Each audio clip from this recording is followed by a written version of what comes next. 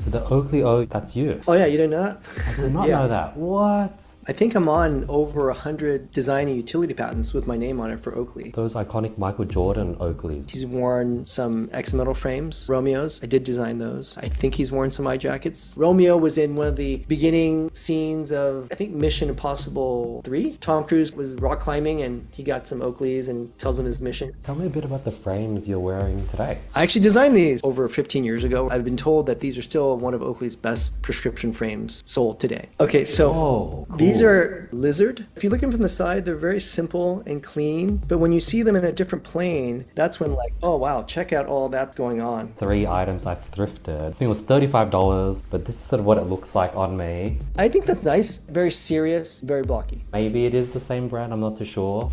Oh, nice. Those definitely have more of a flair to them. They visually look a little narrow for your face. It's called Nixon. This is what it looks like. Yep. To me, it has a very nice kind of retro feel. Yeah. And I do like that the square face is slightly curved. You can wear that as a business watch. I feel like I'm getting a sense of your style. Very modern and clean. How long have you been, or what type of videos have you been creating, Peter? Well, for my design Instagram, which is likely how you or your assistant or somebody found me, little videos just explaining kind of what was going on with the different designs. But then my hobby outside of design is spearfishing. So I make little spearfishing videos just to share my passion for the sport, you know, kind of some techniques, a little bit of cooking, just kind of the fun adventures with spearfishing. So it's a little different. It's a fun passion thing. It's a small following in comparison to my design Instagram, but it's like, you know, it's just one of those things I enjoy doing. So I just make videos and, you know, explain things and talk through it and stuff like that. So that's the use of a mic would be for that versus just my iPhone or whatever. Wow, I love that. Are you currently retired or do you still work in design? Because I know you do the spearfishing videos and your design educational videos. Is that just a hobby or yeah? Great question. I think a lot of people think I'm retired and I'm not retired, although maybe it'd be nice to be retired. I still work. I have a small design consultancy. It's PYD. And I run it, you know, out of my home. So welcome to the studio. And I have different clients internationally. So it's really interesting having clients from all parts of the world, as well as domestically here in the US, and you know, help on many factors from design and development, training, you know, basically all of the knowledge and experiences that I acquired in my time with Oakley for 25 years. So it's a very useful skill and it's nice. And it's at a pace that I like, which, you know, working from your home is nice. I can see you're working from home. So, you know, it's been nice stepping away from kind of the higher pressures and things that go on in traditional corporate life. Interesting. Peter, did you go straight from the 25 years with Oakley straight into this design sort of consultancy you have? How long ago did that start? That's a good question. I actually did not. I kind of fell into this. So I'll just give you the quick history that I left Oakley in 2018, the beginning of 2018. I had just turned 50, as well as that was my 25th year anniversary with the brand. So I technically spent half my life building the brand. And as you can see, I'm Asian and we like numbers. It just felt like the right, you know, coincidence of time and numbers to walk away and finish that portion. And I took the year off, kind of, you know, get my head straight, because it was really, for those 25 years, it was just foot on the gas, going really hard, driving, building, and spending a lot of time, you know, on the professional side. So I took a year off, spent more time with family and friends, did a little bit of volunteer work. And then I got recruited to be the design leader for a commercial furniture company here in Southern California. And I've always liked furniture. I've designed and built some of my own furniture for fun. And I also wanted a break from the eyewear world. And it's kind of a fast fashion, you know, where designs are going. So I did that. And it was really fun for a couple of years. And commercial furniture is anything but fast fashion. In fact, it's what I would call slow fashion. Good designs just persist for many years. So it's a little bit different focus. So did that for a couple years, and then we all fell under the pandemic, and which made the commercial furniture industry very challenging. And in that industry, there are three basic channels of business, and that is higher education, corporate, and medical. So with everyone working and studying from home, your corporate channel is shut down. No one's, building more offices because everyone's at home, as well as, schools aren't necessarily expanding and changing out furniture because they're getting used because everybody's, online studying. And the medical was still fine. That went on for a while. So I left that industry in the end of, I believe at the end of 2020, I want to say. And so that would be the beginning of 21, I believe. And then I started kind of trying to figure out, okay, well, what do I want to do now? And started looking back at the corporate world, having some interviews with some interesting companies and such, and realizing that no matter what, going back into that world, I'm going to deal with crazy ass CEOs and all the drama and, things that are associated with that. And I was trying to figure out, is that what I want to do? At the same time, I think throughout my career, I would get different brands or companies reaching out to me for some work, and I would typically direct them to other people, or just, hey, talk to this designer or talk to this person, that person. Because I didn't have time. I didn't really want to do that kind of stuff, especially when I was at Oakley. I was all focused on the brand. But again, I had time at this point, and I decided, okay, instead of sending it to somebody else, I just say, okay, well, I'll just do this project for you, if that's fine. So that's how it started. And it went fine. Project went well. They're doing really well with the product. And it just kind of kept happening from there. It's really interesting. And I mean, I love working from home. I love, dogs on the other side of the door. My wife's around, go for walks. And so because of the pandemic, I think, at least for myself, I got very used to working in this environment, low stress, good vibes. And luckily we built an office in my house some years ago. And so, gosh, I'm in here all the time now. And it worked out really well. And then, and then I don't really advertise anywhere. I think it's on my LinkedIn that I run this. And I think obviously on my Instagram, I think it says it in my bio, but that's it. And so I'm very fortunate that I think, brands or businesses find me one way or the other. My name still has some relevance, I think, in the general design world and maybe in particular product categories. But yeah, that's kind of how we got to where we are now. And it's just kind of become nice. Different projects come and go. I get to pick and choose what I want to do or not. I often can't take all the projects that come. Just, I don't want to be that busy. I want to be able to focus. And it is very important that I like my clients. I think for me, it makes it a lot easier to create for someone you like and help them, because in my mind, I'm helping, right? Just like if you were to help your friend and family, there's nothing I won't do for my family. And there's a lot of things I would definitely do for my friends as well. So I really like that mentality. So it just makes a very pleasurable experience when I'm working. Gosh, I've just been talking, so sorry about that. But hopefully that explains a little bit of the journey to this point. No, I love that, Peter. You talked about your name having relevancy. To give context on how this came to be, it was probably last week. I was at this shoe event with a friend. I was like, man, those are really cool Hokas, and we're talking about how Hokas have been really upping their design, and then we talked about how everyone's been wearing Solomon's, the sort of hiking shoes, but people have just been wearing it casually.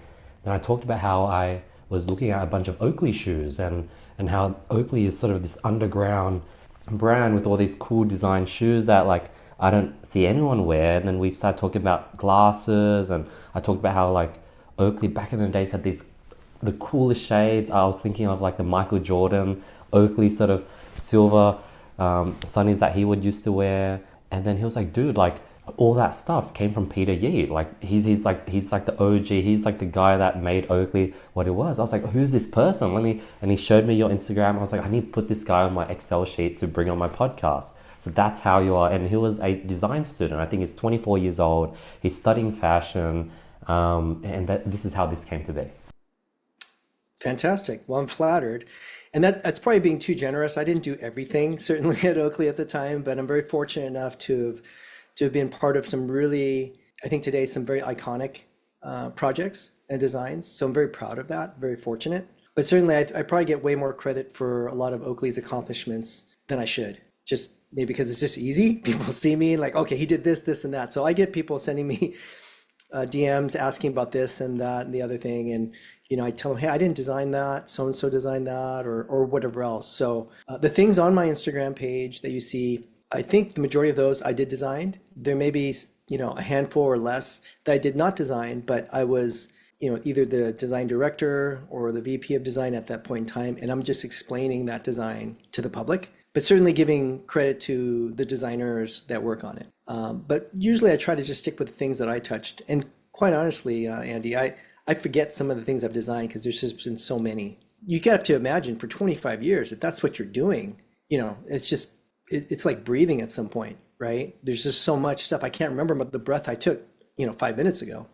So sometimes I get something shown to me and I'll realize, oh yeah, I did design that. It may be a lesser known design or something that may not have been heavily marketed, but certainly I've done a lot of stuff. I think I'm on over 100 design and utility patents with my name on it for Oakley. So that just shows you a small percentage of work, example. Wow. And I guess, how does design patents work? I guess if you're hired in-house, then I guess the company would own all the patents. But are there people that sell designs to these big brands and get sort of a royalty every time that product is being sold? How does design patent work? Well, I'm not a lawyer, so but I have been involved in many of these things. So in this case with Oakley, I can only speak of Oakley. I don't know how other companies may do it, but the company is protecting its intellectual property. So I was employed by the brand. My job was to create cool products that functioned and for the brand. So I was paid by the brand for the brand, and therefore the brand protects those intellectual properties by creating a patent, of which they apply for, they pay for, and it's not cheap to have a patent by any means. And then they, after receiving that patent, they enforce it. So somebody copying, which is the most typical scenario, you'll see counterfeit products.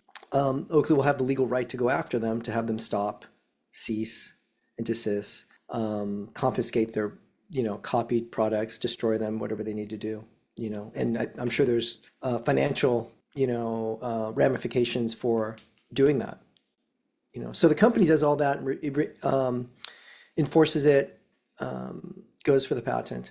And then as the individual that did the work, or individuals, plural, because there's oftentimes more than one name on a patent, we're basically signing over our rights to the brand, saying, hey, I did this work, it's your guys's, go ahead and protect it, so on and so forth. And that's fine because, you're forever tied to that product. And it's just part of, I get paid a salary to do that. That's just part of the deal.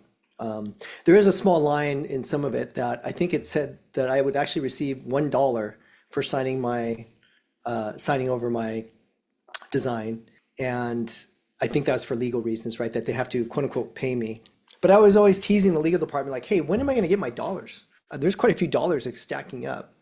So I was always teasing them, take me to lunch or something, we'll call it even. I love that, Peter. When it came to design and making samples and prototypes, how often or were you always taking into account the manufacturing process, the scalability, the cost of materials? Or were you just trying to create the coolest things possible and then another sector or another team would figure that out? Well, I think at Oakley, during my time, it was a relatively small team. So to answer your question, you're kind of asking a spectrum. So you've got the spectrum of kind of these almost like blank check projects, right? What's the coolest thing you can come up with, right? Make it up, just go for it. And then you've got, the restrictive, it's got, this budget and these cost targets and things like that, right? So if we look at that as kind of a spectrum of projects, I've done them all. I've done the, hey, it has to reach this margin. We can only spend this much. It's got to fit these requirements, right? So it's very specific. And I think that's very understandable for the majority of designers in the world that they have to do that, right? To make a profitable product for whatever company they work for, whether it's for their own company or something else. You've got to reach certain financial targets, both on the creation side and the development side and the manufacturing side. At the same time, if you build a brand based on some very high principles, then it's also within your wherewithal to create the coolest, almost unimaginable thing possible as well, right? And if you're able to do that, then you kind of can control that whole spectrum. There's something for everybody. So obviously the funnest projects are the blank check projects, which I'm very fortunate enough to have worked on. The less fun are, okay, it's a budgetary thing, but there's nothing wrong with it by any means. I think it's challenging both ways. On the budgetary one, you've got to be very creative. How can we do the most with the least? And that's a hard thing to do. So it's a great challenge. At the same time, how do you do the most with whatever you want, right? That's almost too easy. At the same time, that's incredibly hard, if that makes sense. So again, very fortunate on the projects I've gotten to work on. I think all of it lay into the foundation of my understanding and knowledge. And that's why with that, I would think I'm able to help a lot of, companies of different size and different functions because, I think I have a decent understanding of it, but also at the same time, I'm ever learning, right? Everyone's situation is different. Every scenario is a little different. There are always similarities, but, specificity matters in a lot of things. Wow. Did brands like Yeezy find that sweet spot where when you look at the Yeezy slides, the slip-in shoes, or the sock shoe they released just last year, these are pretty easy to scale and manufacture products. And then they also have great margins because it's so simple to manufacture, just like foam. But at the same time, it's so out there and unique, and they're able to sort of market it at a pretty high cost. It seems they were able to somehow hit both spectrum of like, hey, this is a budget item that's scalable, but at the same time, it's so unique, so different, and they could price a foam shoe for like $200. Yeah, I think, every brand has its own kind of brand value proposition. So if you think it's worth it from that brand, whichever brand, then it's worth it to you. However, I'm sure you and perhaps your audience, I know I have bought something before that we thought was pretty cool and then ultimately be disappointed because it either didn't work well, poorly crafted, broke quite quickly, and you didn't want to go back to that brand, right? So I think any brand that is trying to command a premium for their product, they definitely have to have a good product. I can only speak about the things I did in my time as it relates to maybe my time at Oakley, as well as now I can speak, I would speak to that of the things I do now. But, I think customer loyalty and a reverence for a brand, any brand, really depends on what that brand does, right? Because again, I've seen some things that I'm overly shocked, like they want how much for that? Different brands, I'm like, what is that? And so I think some of it also could be for shock and awe, to be honest. Sometimes, oh, let's just price it crazy and, get some media and some shock value. And then maybe people will buy more of the normal stuff. I don't know. So I think it's hard to predict what everyone tries to do. I think, today everyone's trying to get attention. So it's interesting to see what brands attempt to do.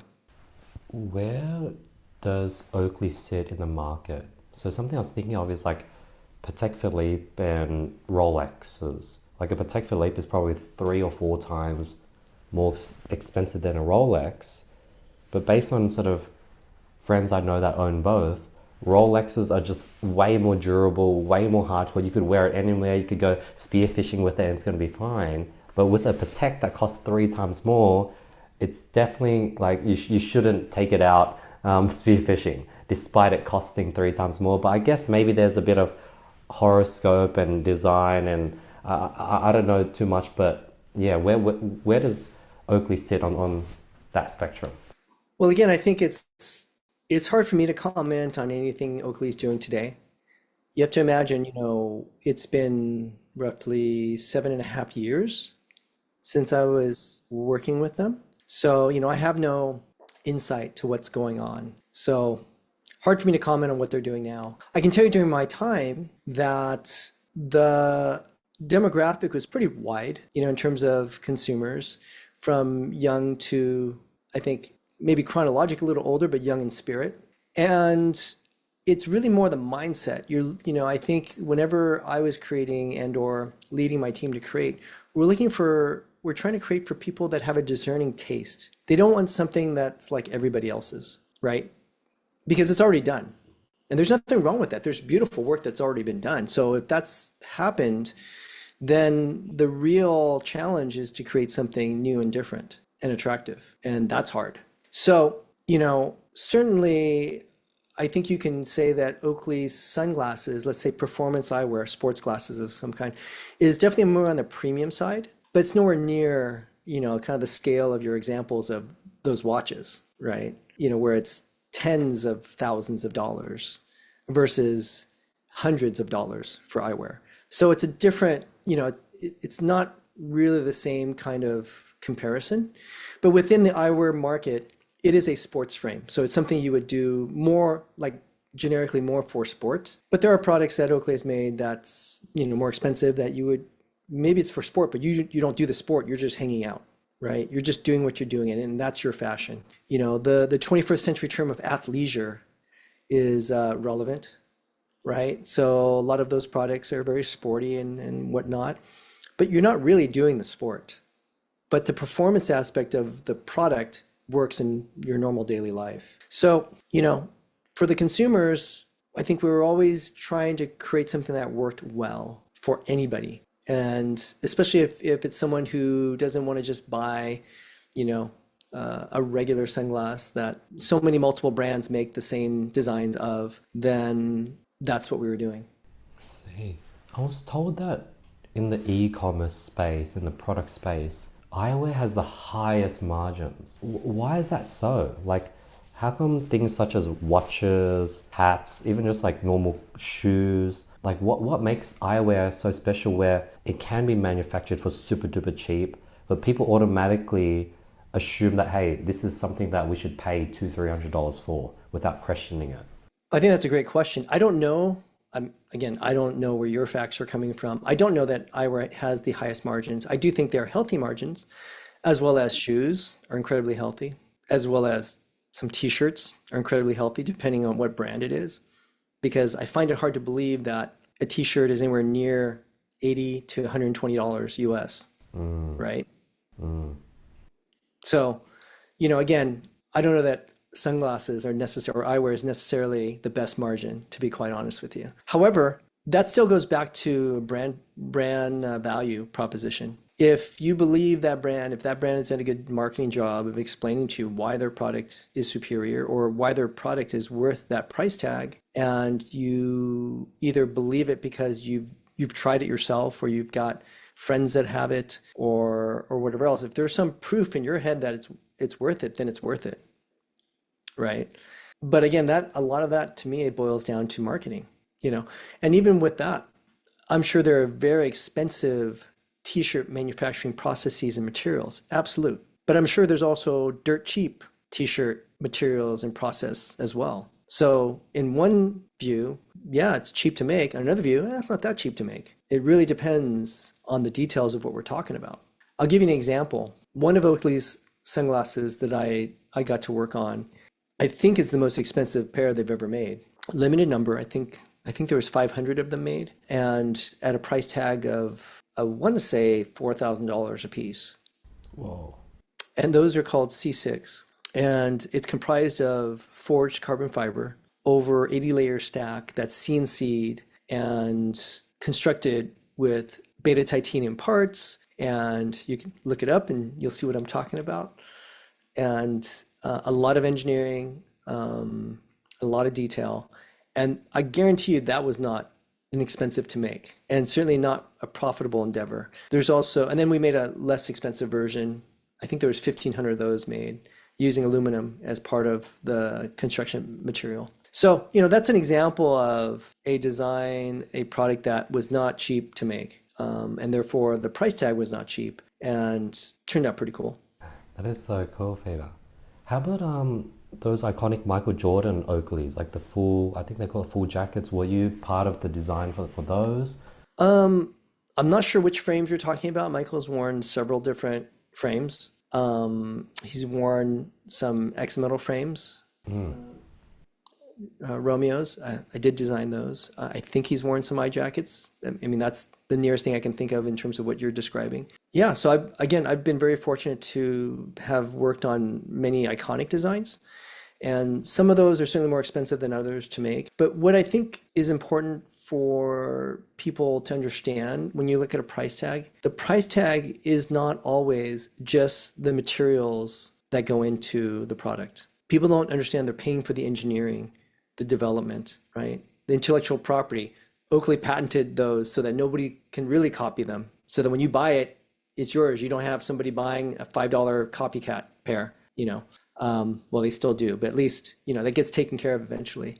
So there's a lot of that that's involved as part of, and again, I can only speak from what I know at Oakley because the expertise level that we had of my colleagues was very high. I mean, literally, some of them were rocket scientists, engineers with, you know, degrees with chemistry and understanding the materials, and then all the industrial designers and CAD. There's just a lot of expertise that go into, at least again, the products that we did at Oakley during my time.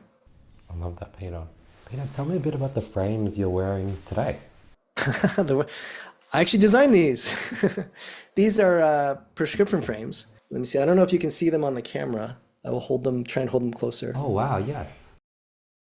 Okay, so Oh, those are these cool. are, I think the retail name is Lizard.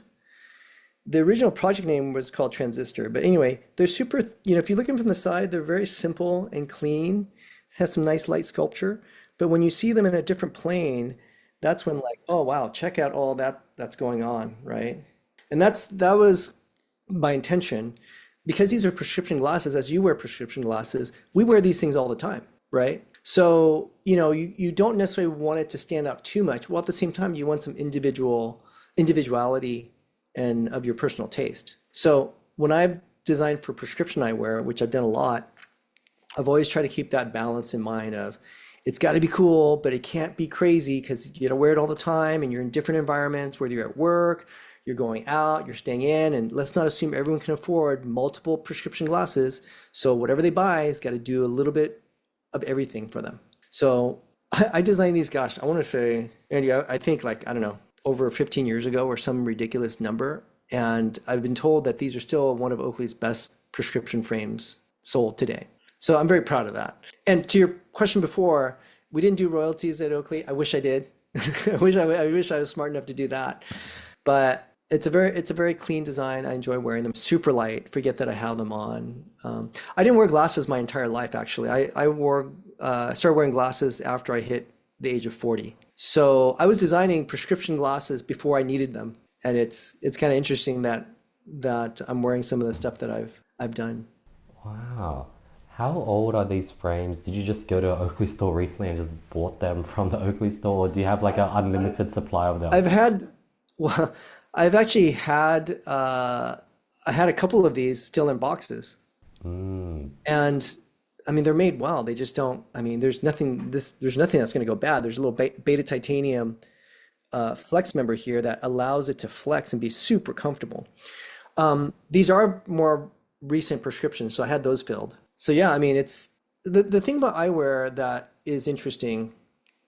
Some people can consider eyewear a commodity, but at the same time, unlike let's say shoes have a built-in obsolescence, right? Because you can only wear them so long. Unless you're a collector, you're just going to wear it a few times and put it on a shelf and wrap it in saran wrap. But eyewear generally doesn't have a built-in obsolescence. You can wear as long as you want. And if something breaks, you have it replaced or fixed if possible, right? So I think that's also another rationale that someone can spend a little bit more on it because, hey, I'm going to buy it, I'm going to keep it for a long time, and it's going to be cool. Like you, I mean, there are tennis shoes that are ridiculous in price, and you know, if you actually wore them every day or most of the time, you'd only get 6 months out of them before they look terrible, right? But yet people will still do that because of the marketing that's been put into, in my opinion, into the shoe industry or the tennis shoe industry or, sneaker industry, right? But there's a built-in obsolescence, and shoes are a commodity. And yet, with all the marketing, got to have it, right? And then, with eyewear, in this case, prescription eyewear, it's a medical device. You need it, I need it to be able to function normally, right? Like for me, I need it so I can read or look at my phone. So I think eyewear is really interesting because you've got, like I just described, you have the medical aspect of eyewear, but you certainly have the fashion aspect of eyewear and what they represent. They oftentimes you're trying to have something that emulates your personality, right? Whether it's professional or fun or mysterious or whatever that is, your eyewear can help you attain that. Makes sense. With eyewear, because I know my mum, she worked at an optometrist my whole life as a sales rep. So I sort of know how hard it is to find the right shape for your head and just for you as a person. Like I didn't realize, like I would try on so many to find one that sort of might work. So every few years I'll come in, I'll try on a bunch and I'm like, oh, nothing today. So like, it's cool because Oakley has this cool VR thing where with my webcam, I could virtually try on glasses on their website. So that's pretty cool. Yeah, any advice when it comes to finding the right sort of shape? Because there's like cool old vintage Oakley sunglasses that look so cool that I want to buy online, but it's like $300-$400 and I have no idea if it would fit in my head shape. There's no way to test it unless I have it in person. So it's risky, but it looks so cool, but I don't want to risk all that money. Yep. I think that is a dilemma when you're dealing with things that are not manufactured anymore. So I think, let me put myself in your shoes. What would I do if I was really interested in some vintage, Oakley frames that are no longer made anymore? I would probably try to find some collectors and talk them into letting me check them out.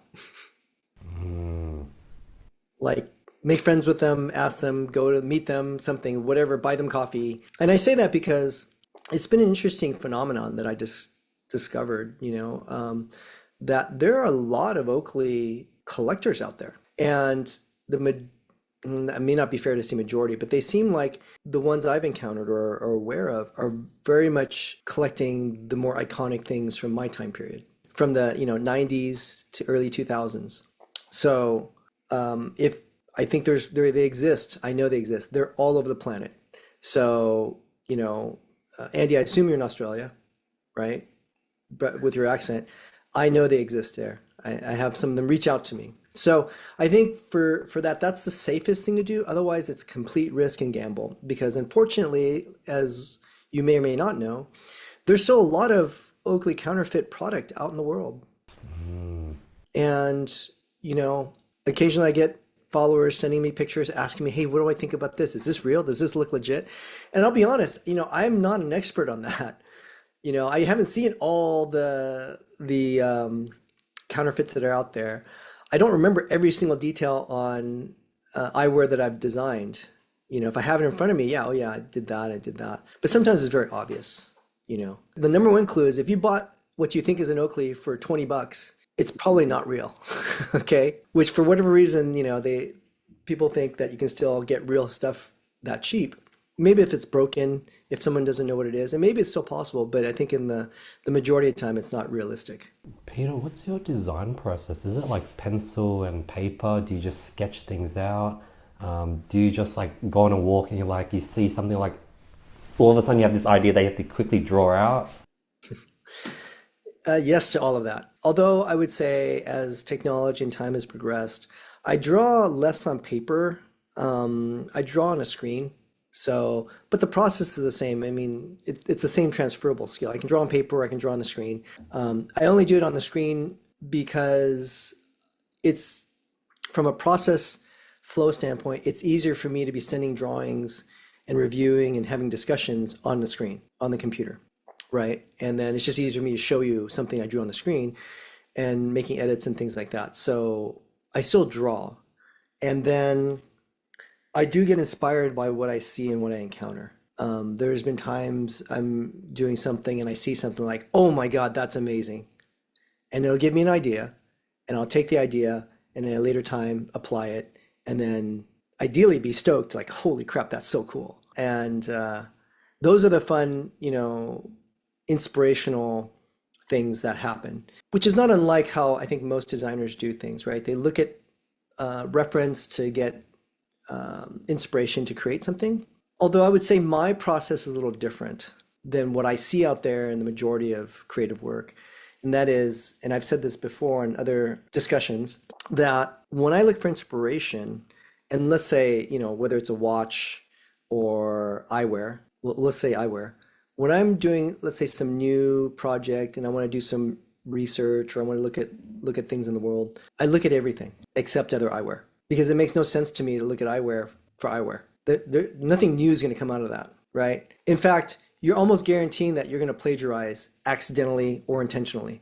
But I know that the vast majority of designers, they're doing a shoe, they got their inspiration walls filled with shoes, or they're doing this, they're filled with this, right? And I think it works for some, and it unfortunately, I don't think that's the best way to create something fresh and new. So because I know that, it makes no sense for me to do that. So I don't look at other examples of what I'm creating, typically. And don't get me wrong, that doesn't mean I don't know what other eyewear looks like or whatever else. After doing this for such a long time, it's just I do. But I honestly try not to, which is a little hard, a little counterintuitive, but it works for me though. And maybe that's, I think, in one small way or reason why I have quite a few of iconic pieces that all look different than each other and from anything else. Love that. Is there a story of something that you got inspiration from looking elsewhere, such as a car or a watch or a plant, and you were able to tie that directly into an eyewear piece that you created, designed? Yeah. I mean, I've got examples of that in watches and in eyewear. Some of it is not a direct thing, like how can there's not necessarily a direct correlation. Sometimes it's more of like the spirit of something or kind of like the maybe aesthetic language of a reference piece that gave me a thought to, hey, I think some version of that would look really interesting if done this way. So yeah, I don't want to mislead you or your audience to think that it's a direct translation. There's still a lot of creativity involved, right? Of looking at one thing, imagining some version in a totally different execution of a product. And I think that's the fun part, right? That's you using your creativity versus being like a copy machine, like, yeah. I was thinking even like AI for some reason, like I remember people ask me, hey, you nervous about AI or what do I think about it for creatives and stuff? And I thought, well, I think it's an interesting tool and I think it will continue to be an interesting tool. But I also think it's like, if you're a good designer or whatever, I don't really think you have to worry about it. It's just another tool.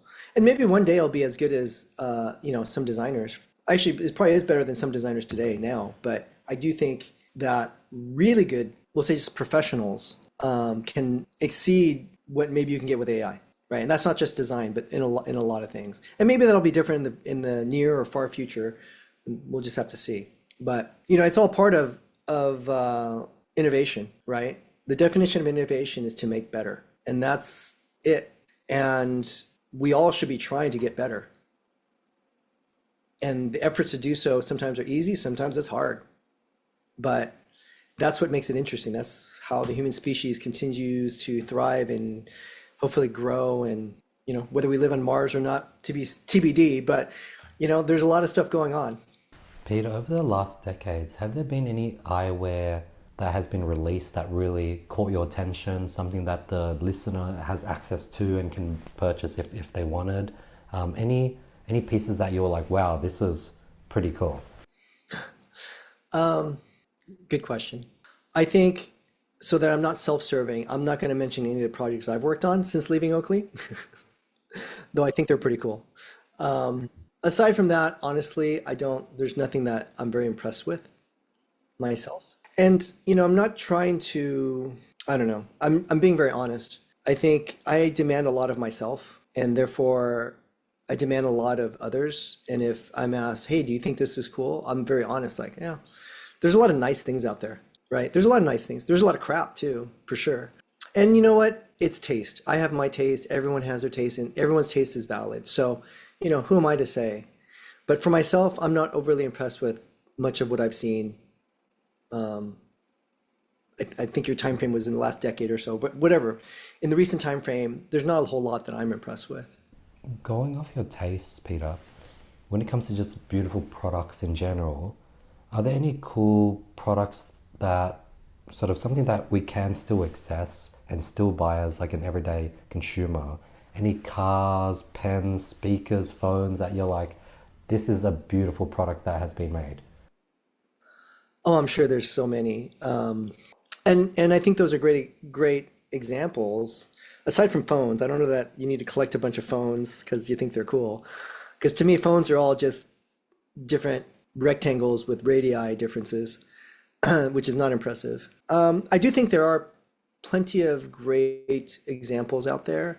I don't have any, brands to tell you to go to, but there's a lot of, I think, niche creatives creating, whether it's EDC products like everyday carry things, for men that might be a knife or, a keychain or, little bobbits of this and that. And for women, same thing. There's different, accessories and things that small creators make that I think are wonderful, absolutely wonderful. I think on the brand side, I think if brands are smart, they would also have some of that as well. But I can't think of too many of the big brands.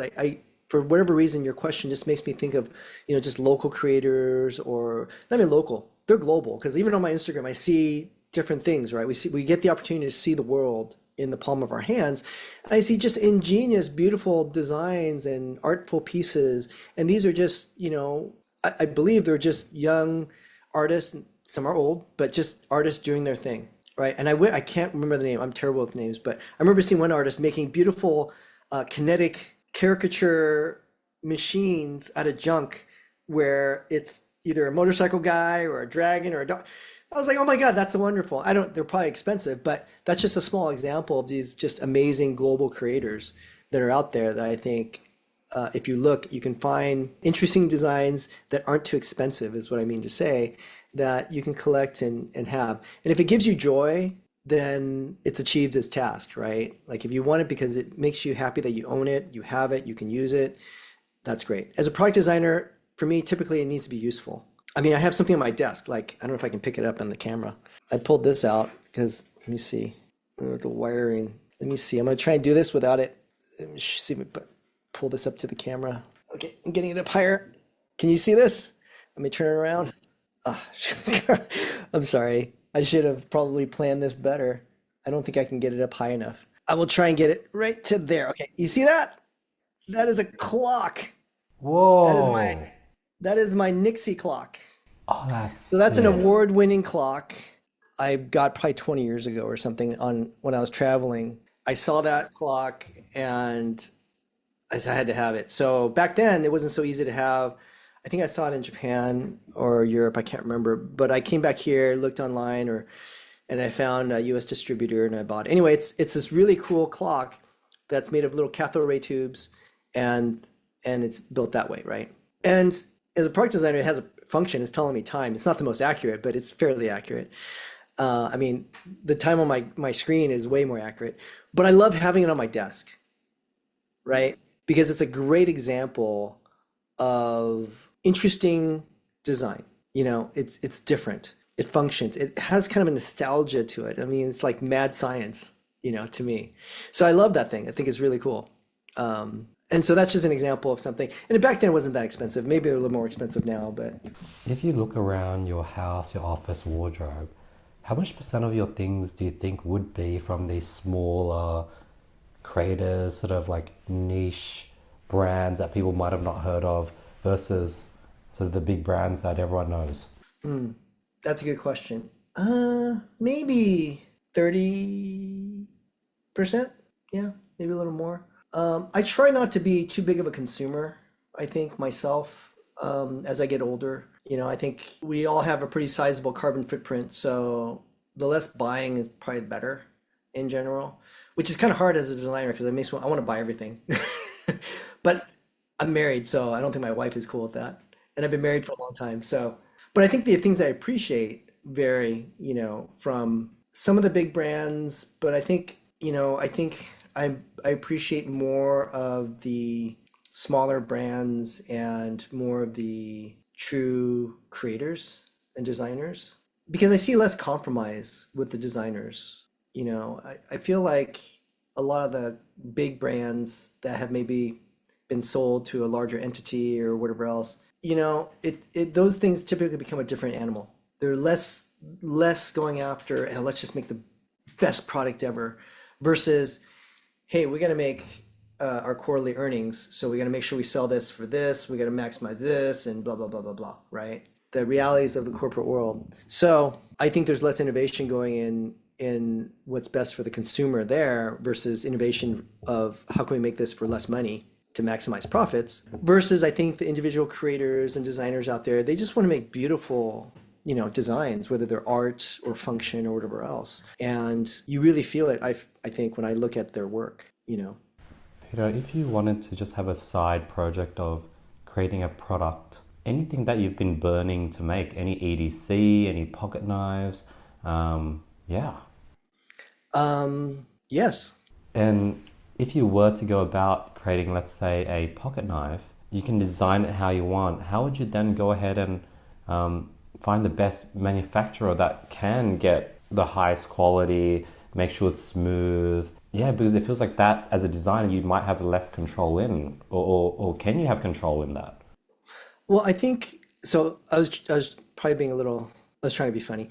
I think so. When your question is, I think the root of your question is, are there things that I have interest in that I would want to make as a project, right? And your example, a pocket knife, this, that, or the other thing. And so there are things that I'm interested in, and there are things that I'm working on. And to answer your question in terms of the process, I think it depends on what you're used to working with. So if you're a designer working for a company and that company is very used to sending things overseas, have manufactured, then likely you're going to do the same thing, right? And then your control or lack therefor is based on the factory you're working with, right? And the literacy they have with your communication. So that's how a lot of things go. For me, however, I am spoiled.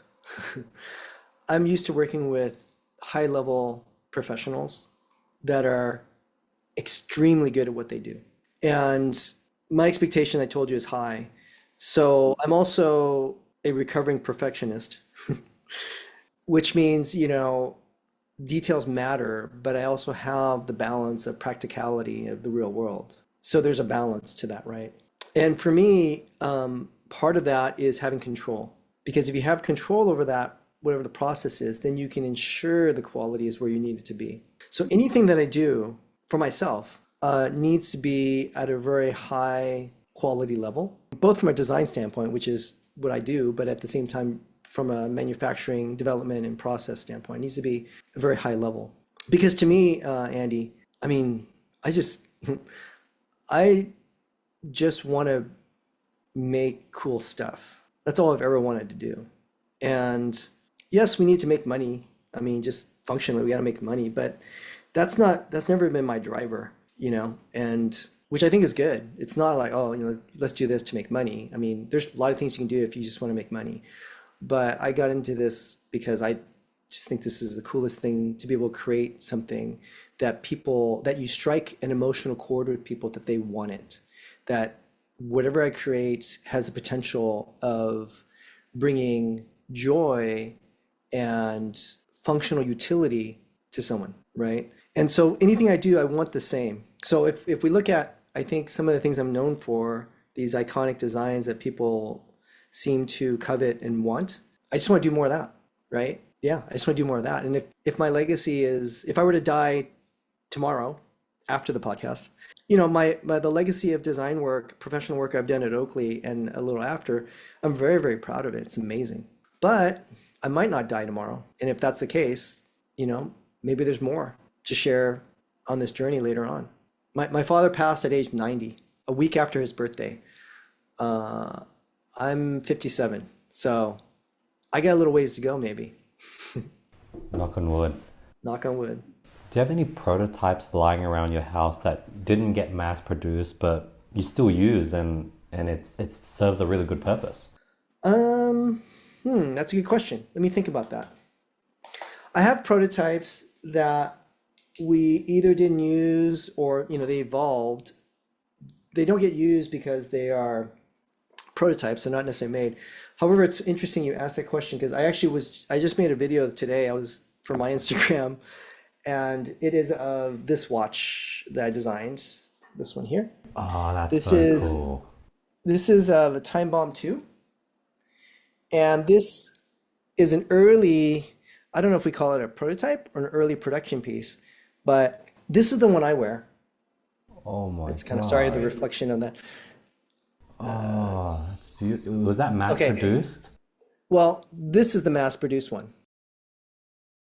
Wow. So if you look at the logo on it above the time hands. You see that's it's what's called the elite icon. It's a kind of a diamond faceted O. Yep. If you look at mine, Oh, it's a red O. yeah. Also, the hour markings here are nice and pronounced. Not hour, but the minute markings, how bright they are. Also, Swiss made is printed nice and bold. On mine, they're there, but hard to see. Oh, yeah. So yeah, this is my actual watch that I wear.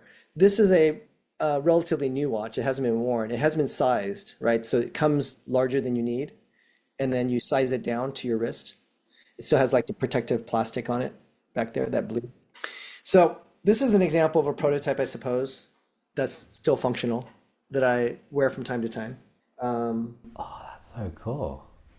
yeah, these are, and things like this are really great and nostalgic for me. It's like this is how it was. You're creating, you're designing, you're trying different things, you evolve them until they meet your expectation of what should be released to the public, and then you do. But again, this still has its place in history and for me. So yeah. The new one, is it currently being manufactured? Can people No, buy no, it? the watch, no, all the watches are no longer manufactured. This is just never been sized or used. It's just, a nice clean one that exists. And this one's just been worn, scratches and all from me just wearing it out and about. Wow. Peter, does that mean you have a bunch of these iconic 70s pieces lying around? I'm sorry, did you 90s pieces, like saying all do these. I have? Oh, I guess. I mean, here's another watch. I wear this often also. I do. I have a lot of different things around. I think that was part of me. That was also me thinking about my design Instagram. Like, hey, I have all this really cool stuff that, are in boxes or they're in my display cabinet. And I thought it would be interesting to explain why some of these exist or explain some of the design thinking that went into it so that people would get a little bit more insight into these quote unquote wild designs. And your story to me of how you found me from a design student, I mean, that was very flattering. A lot of design students, design professionals and stuff would reach out and we might have conversations. And I've looked at people's portfolios, I've given advice, all that kind of stuff.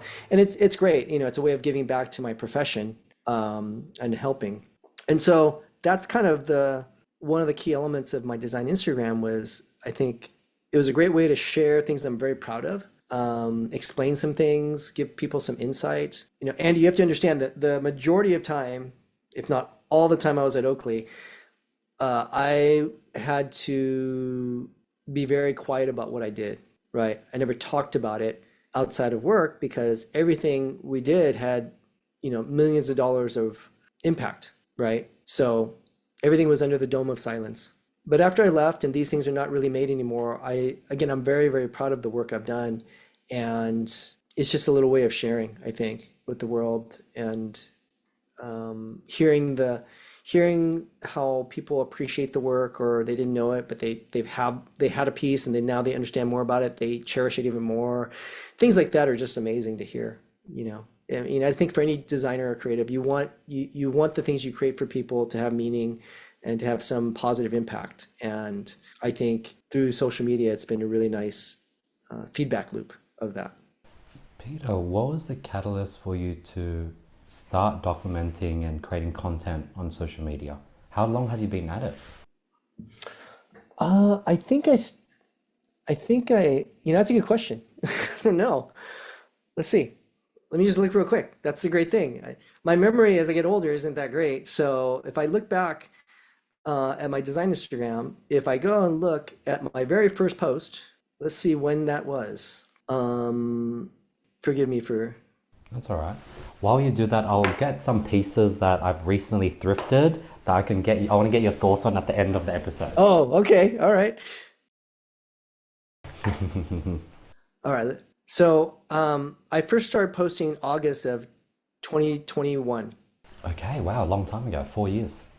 Yeah, 4 years. So I think again I think it was a good kind of therapy for me too, to be quite honest, because I'm so proud of what I've done, and I don't really talk about it with people. I mean, I think all my close friends know what I did for a living, but to be honest with you, a lot of other friends didn't know that I worked for Oakley. I didn't want people to judge me, like me or not like me because of that. Like, you either like me or don't like me because I'm a nice guy or I'm an asshole, whichever. And so it was a great outlet to just share and be proud of it now that, I'd been gone from Oakley, long enough at that point. So yeah, August of 21, and it's just organically grown. And again, it's been a really nice community experience, hearing from people that have collected or continue to seek out designs that I have designed and worked on. And it's a great feeling. It's a great feedback loop to know that you're doing well. I think, when I'm working for the brand and like, okay, you know, um, revenue numbers are good, and I get a raise or whatever. Those are like your normal things, but if that's all you have to judge, then that's all you have. The important thing is, well, that's great, but what does it mean to the actual customers and the people, right? So I think my social media has been really great in terms of me hearing of how it's been impacting them, as well as I think for the young designers in the world, um, reaching out, appreciating maybe the things I've shared, how I've done it, have helped them in some way. Maybe be a little inspirational to just keep working hard, drive at it, and amazing things can happen. Those Oakley Flames, did you start that, Peter? Yeah, the one that's on my hockey jersey. Yeah, and then I've seen it, I don't know, elsewhere. Yeah, to be honest, I don't remember. I remember drawing it and just thought it was cool. And I don't know, I honestly, it's been so long. I don't know if it was a play off of, because we played, I don't know if you saw this, but I shared that at Oakley we had an internal hockey, we had a hockey team that played against other brands and businesses, just like these company leagues. And we would just have fun with it and do goofy things. Like, I think one year we gave each one of us got some made up Russian name on our jersey, because back then, the Russians were really good at hockey, so we just had fun. I think we wanted to do a new jersey, or we were going to do new jerseys, and I think the notion of the Calgary Flames, so Calgary in Canada, they have a hockey team with a C with flames coming off of it. Mm, So it's possible that's where the origination of the idea came from. And then I did the O with the flames, and that became our jersey. mm. Or I'm just remembering it wrong, but that's one possibility. But yeah, I remember drawing it, and it was just fun to draw and see, something do something different with the logo. And it was never, I don't believe it was ever used anywhere else really for any commercial use. It was just for that hockey jersey, I think. Maybe there's some stickers, but yeah, that's about it. Outside of Oakley, would there be any other products or brands or things that you designed or worked on that the listeners may know, or has it been just a lot of small niche sort of products? So probably in my consultancy business now, there might be some products you guys know and things that are out there. But for me, I keep all my consultancy work confidential. So I don't talk about it. Not that I'm not proud of it. It's just from a business standpoint, it's just better I don't really talk about it too much. And hopefully, those brands, when they sell their products, is enough for me, enough for them. same thing. Like the things that people bought in the 90s and early 2000s when I was an active designer, my name wasn't associated with it back then. It's really only afterwards that I can tell people, oh, hey, by the way. Or there are also these super fans out there that would be pretty ingenious and look up the patents on things, and they found my name. They found out who I was, and as well as some others, right? So those people are really dedicated as collectors. They want to know the history. They want to know why this thing is cool, who worked on it, and so on and so forth. So that's pretty interesting. Peter, did you also come up with the naming for all the products you designed? Not all of them, no, no. I think I had I was involved in some, but a lot of people were. The whole eye jacket line, that was Jim's idea. I think, he had this idea of using the word jacket and then the play on all the different kind of jackets that protect you, from the world and the environment, and the play on that. So, eye jacket, flak jacket, trench coat, all these names that kind of around that theme came from him. I think Jim also came up with Romeo and Juliet name. I know I've done some, I just don't remember them all, the naming versions of it. But names are always one of the challenging things of a brand. Like we would go around and I think one point, if you named it, you'd get, I think we would do like an internal thing with employees. Oh, if you name this product, you'll get one with your name on it or something and take you to lunch or whatever. So I think a lot of people were involved in naming. And it was just fun because we wanted, every design has its own personality and character. So it's kind of fun to give it a name, right? So then it's associated that way forever forward. When you mentioned Jim, who was Jim? Oh, I'm sorry, Jim Jannard. So Jim Jannard is the founder of Oakley and the gentleman that hired me, my boss. So yeah, Jim started Oakley in 1975, I think in his garage, and it's grown to, you know, a global, um, the leading global eyewear, performance eyewear brand, you know. So yeah, Jim hired me and worked for him for many years, and he was the true mad scientist and always pushing for wanting to be different than everybody else, trying things that no one else would dare try. And that's intoxicating as a young designer, like, yes, I'm signing up for this. And it just made it, it was a very magical time when you can do that. And you're trying to, you know, break new ground, try new things, doing your best to defy the laws of physics to make in the efforts to make something really cool. Wow. Over your 25-year journey with Oakley, was Jim always the CEO and founder? Did it ever sell? Is it public, private? Is there a holding company? Did someone buy it out? Yeah. So I'm really rough with the dates, so you'll have to insert the right dates. But Jim is always the founder, but he did sell his majority stake at some point to Luxottica, which is a Italian company, and I believe they're the world's largest eyewear manufacturer to date. And that was around 2010, 2011, I believe. And then sorry, if we back up, Oakley was a privately held company when I joined.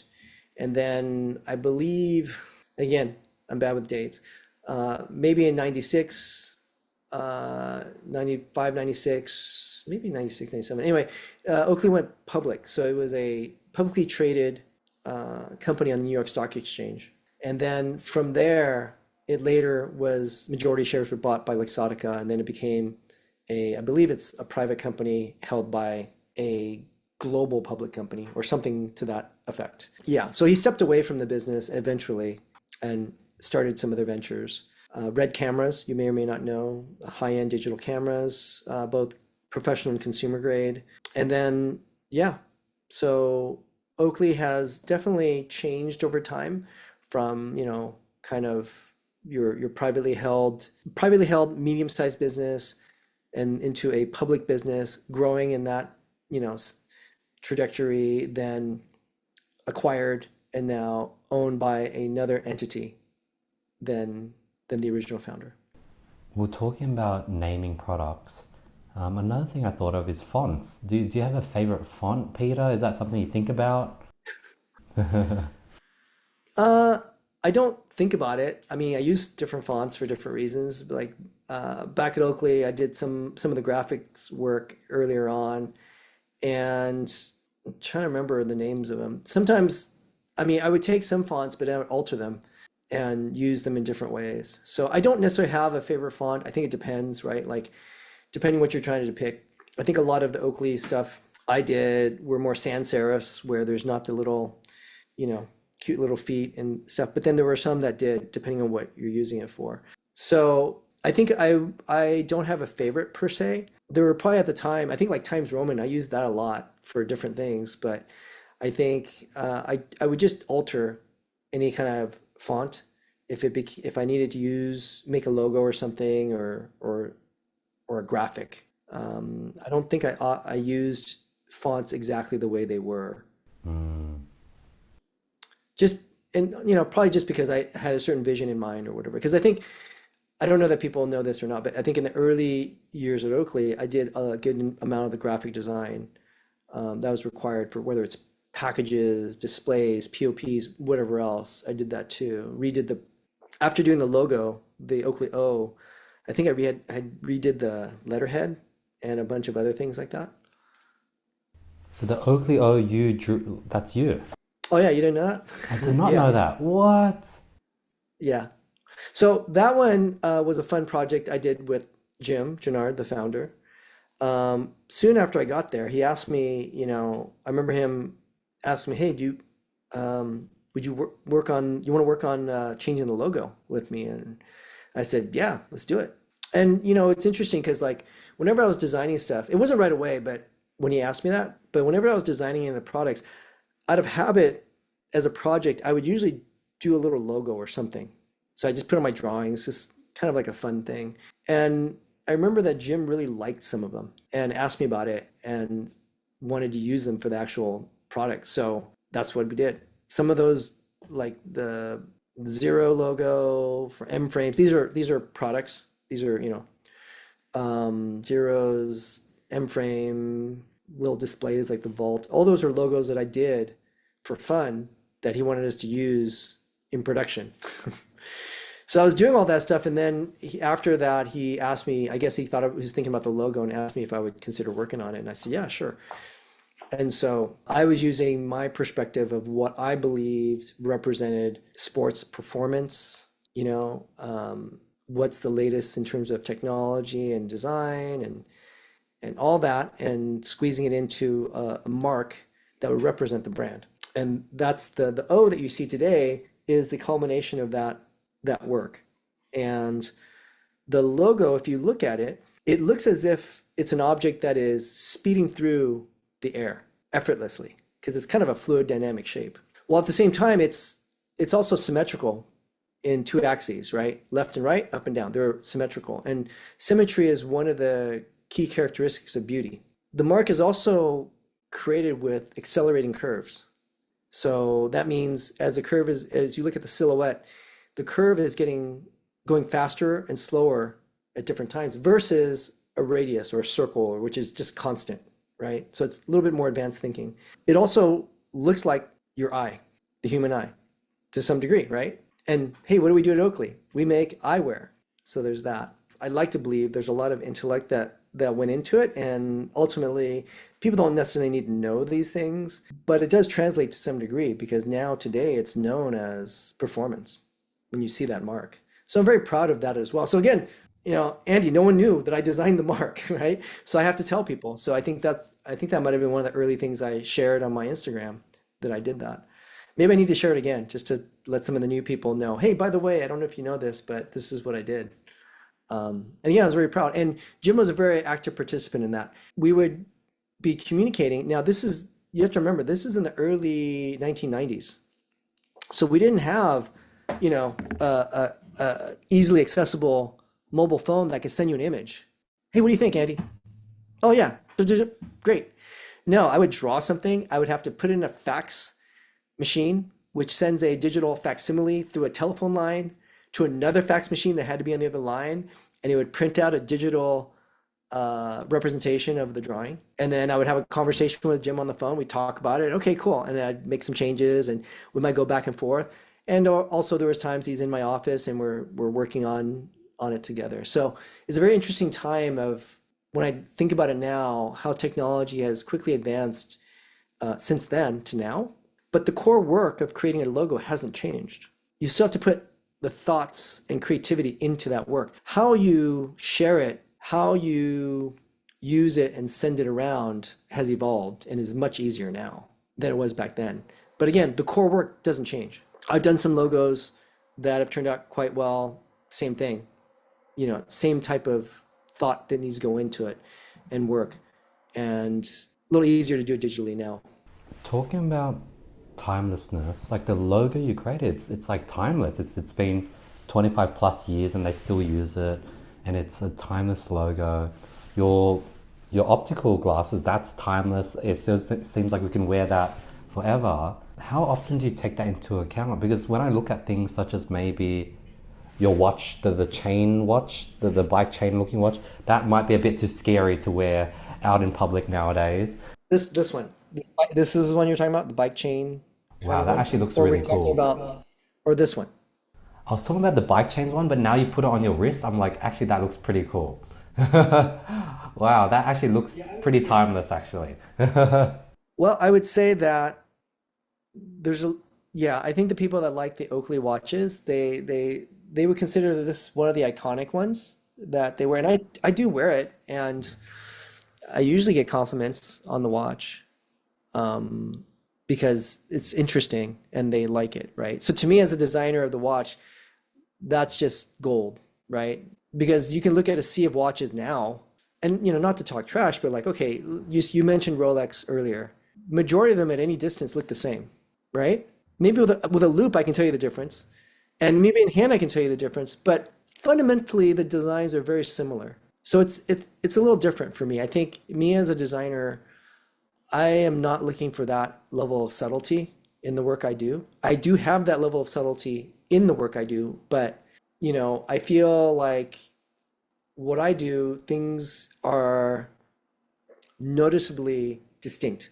At least that's what I'm always trying to do. And so, I think you're talking about some of the things I've done being somewhat timeless, forgive the pun, as we talk about watches, but more iconic and have a maybe longer shelf life. And it's interesting. I don't think of things that way. I look at, maybe it's the process that I use when I'm designing.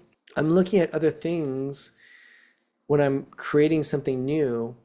And I don't think of it like, okay, I've got to design this and this is going to have a 2-year shelf life. So I got to make sure I think of it that way. Never have I thought that way.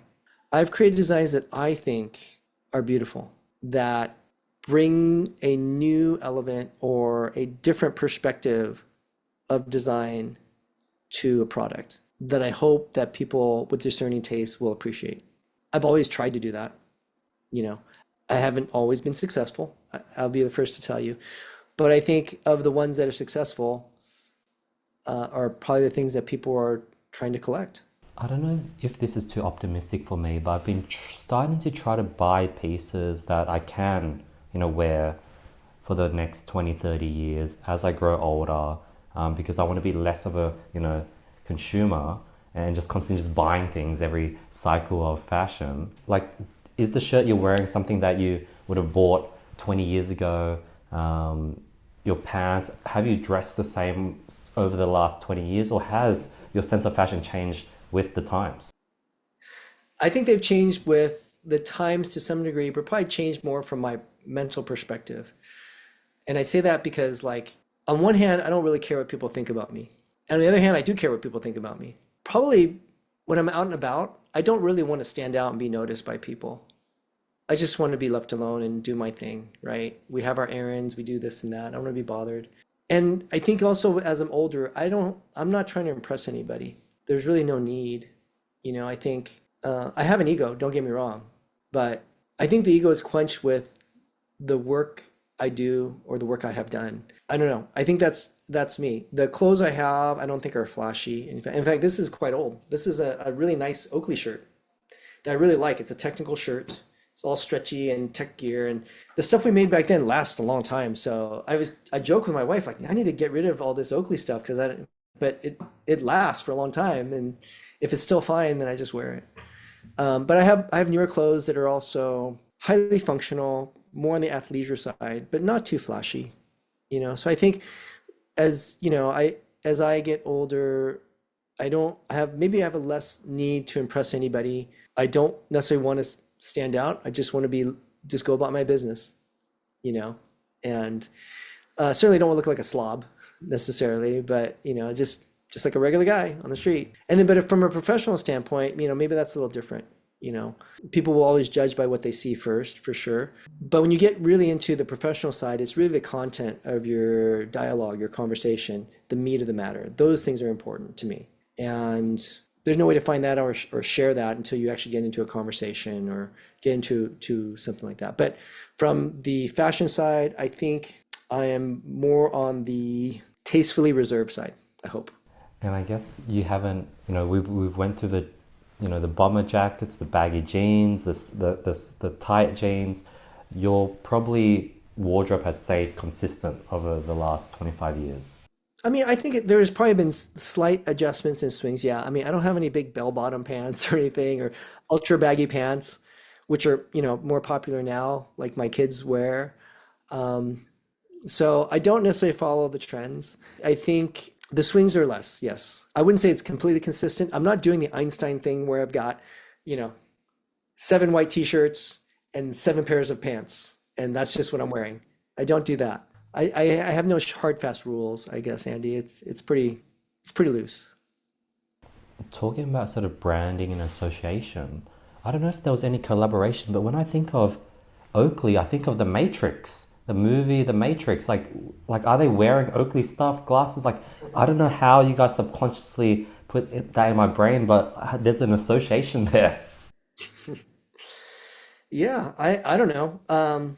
I think there might be two things that go to that. One is that I hear people describe some of my work and of that time as kind of what is it? How do they describe it? Escaping the Matrix, breaking the Not Matrix. escaping the Matrix, but it's more of like retro futurism Yes. or some version of that.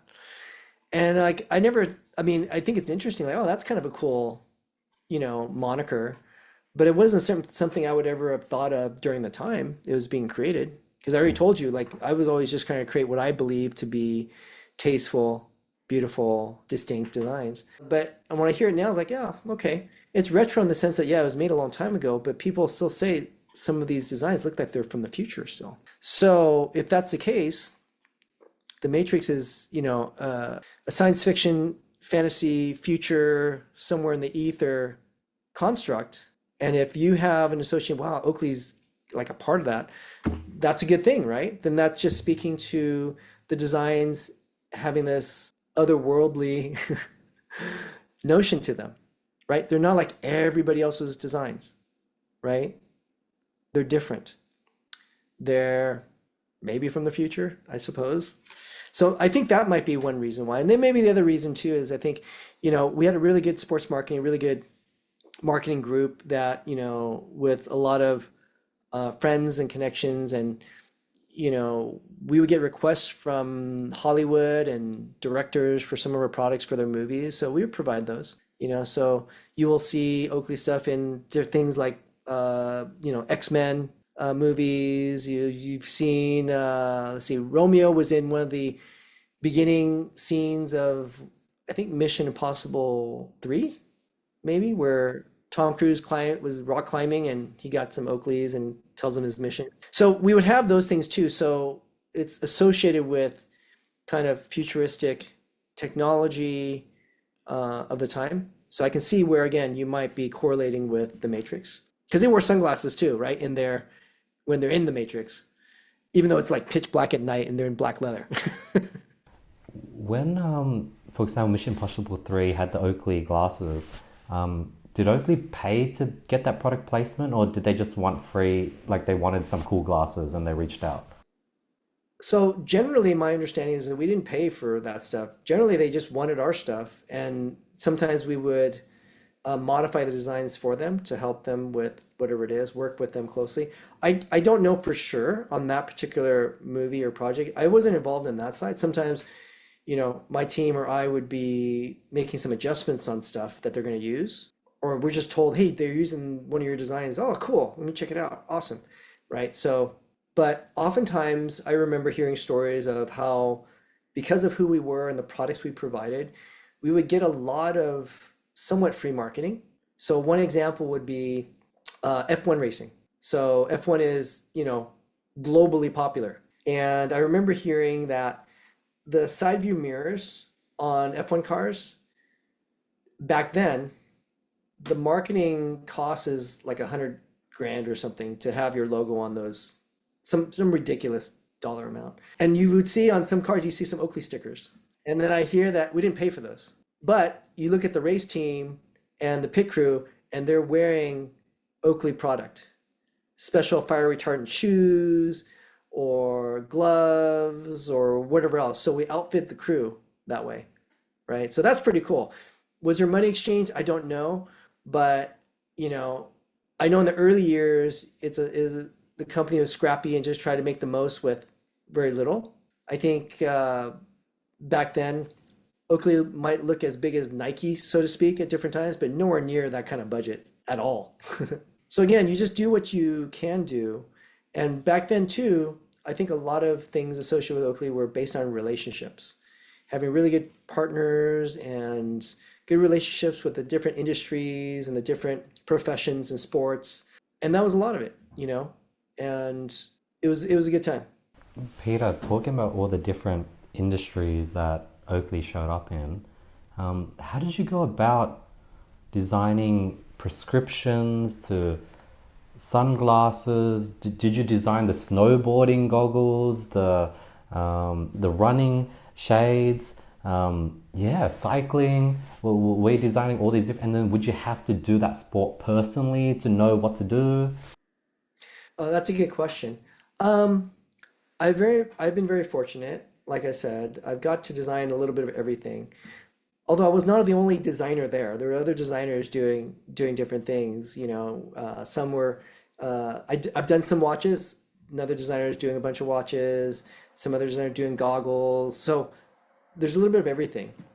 But to the core of your question, we didn't have to participate in those sports, but oftentimes we would either attempt to or we happen to do those sports. So then you would get a sense of what you actually need, right? If you never did it, then chances are your product's flawed unless your development team is comprised of individuals that are experts doing that sport, right? So to me, what makes the most sense is, okay, well, I can just constantly listen to the expert, or I can try it myself also. So I can really get that aha understanding. And so that's what I would try to do on anything that I worked on. And I'm pretty active. So, doing a bunch of different sports or activities is kind of fun, right? Just to, as it relates to your work or not. And then you have a better understanding of what you need, let's say in terms of eyewear, visually, your visual acuity, what you need to be able to see and do, what areas are more important than others in different sports, right? And then therefore you can design with those ideas in mind so that you can create ideally a superior product for that endeavor. For head designers, for brands such as Louis Vuitton, you see people like Virgil Abloh come in, Pharrell Williams come in. How much of an impact do these people have on the whole brand's design and image as a whole? Are they the design president? Like, what would their role be? And was that similar for you, Peter, where for Oakley, whoever was the president of design would have a huge sway on what the brand looked like? Well, I think the examples are a little different in what you're describing in the case of like Pharrell coming in. I mean, I think their job is to come in and make sure that the overall rhythm and vibe of what's coming fits their perspective of what culture and fashion needs at that moment in time with that brand, right? They're not the designer sitting there designing. They're not, right? They may be presiding over some of it. They might be expressing what they believe they need, and it's up to the designers and the creative directors and everyone to take that input and create. So there's that. Okay, that's different. In terms of what I did for the brand, you have to understand, I think, It's different in the sense that when I was vice president of design, it's a pretty big business. There's a lot of different functions. But I think our success was also working as a team. So we have a team of what we would call product specialists. So these are the people that are, they look at the line plan, they see what we have existing, where we might have some voids or opportunities, where we might have some things that need to phase out. And they're looking at the market and they're looking at, what they believe we need to go based on the directives of the company. And then my group is working with them. My designers are charged with being creative. I don't want to see stuff I've seen out there, right? I want something fresh. I want something new. And we try to meet in the middle of that, of this is what we believe the market needs. This is what we can create, we can bring creatively, and we try to make that work. And ideally, it's always to exceed expectations. That's always the goal. It's never, I don't want to hit the target. And this is a good sized target. I want to hit that target, the middle of the middle, right? So that was always the intent, to always be creative, which was my focus. But also as a VP, there's a lot of functional things that are like less fun to deal with than just creative. You got to balance the department, you got individuals, you got functions, you have all that stuff. But creatively, I was always trying to do my best to stick with what I believe was Oakley's strength, which is hard to do, and that is to be leading in the aesthetic executions of design. I don't want to be like somebody else. We can't just be different for the sake of being different, because you can be different and look awful. It's hard to look different and attractive and enticing and beautiful, right? So that's a lot of work. So my efforts were, I feel that that's what I tried to do during my time, and give my team the tools, the motivation, the tools that they need to be successful, to do their best work. I basically just treat them like how I wanted to be treated when I was a designer, I love that. With the earlier I mentioned the Oakley sort of flames, I think why I felt like I've seen that is you've sort of created that cool, like the Oakley metallic fluid wave, so the sharp, like even what you have in your optical, you've sort of created that metallic, and it's sort of coming back. Like I recently, the other day, I saw someone wear a pair of Nike shoes and it was silver, the shapes were like fluid, it was sharp. It feels like it's either coming back or it's like now 25 years later finally being used. Well, I think that I know you've heard that fashion is cyclical, right? So I believe that too. However, I like to believe that it's the good designs that come back. Not everything comes back around. And there's always the ability to evolve what comes back to present day. So yeah, I've seen some of that too, and I think it's interesting, right? I think that nowadays it just seems like there's so much out there. There's no one particular look per se, right? There's not necessarily I don't know, an exact 2025 or the 2020s. We'll say this as a decade. What's the aesthetic of the 2020s? If you look at a variety of products, it's all over the place, from highly geometric to highly organic and everything in between. And I think the trick is the right amount of balance of both bookends, so to speak, right? And yeah, that's really it. I mean, it's just like composing music.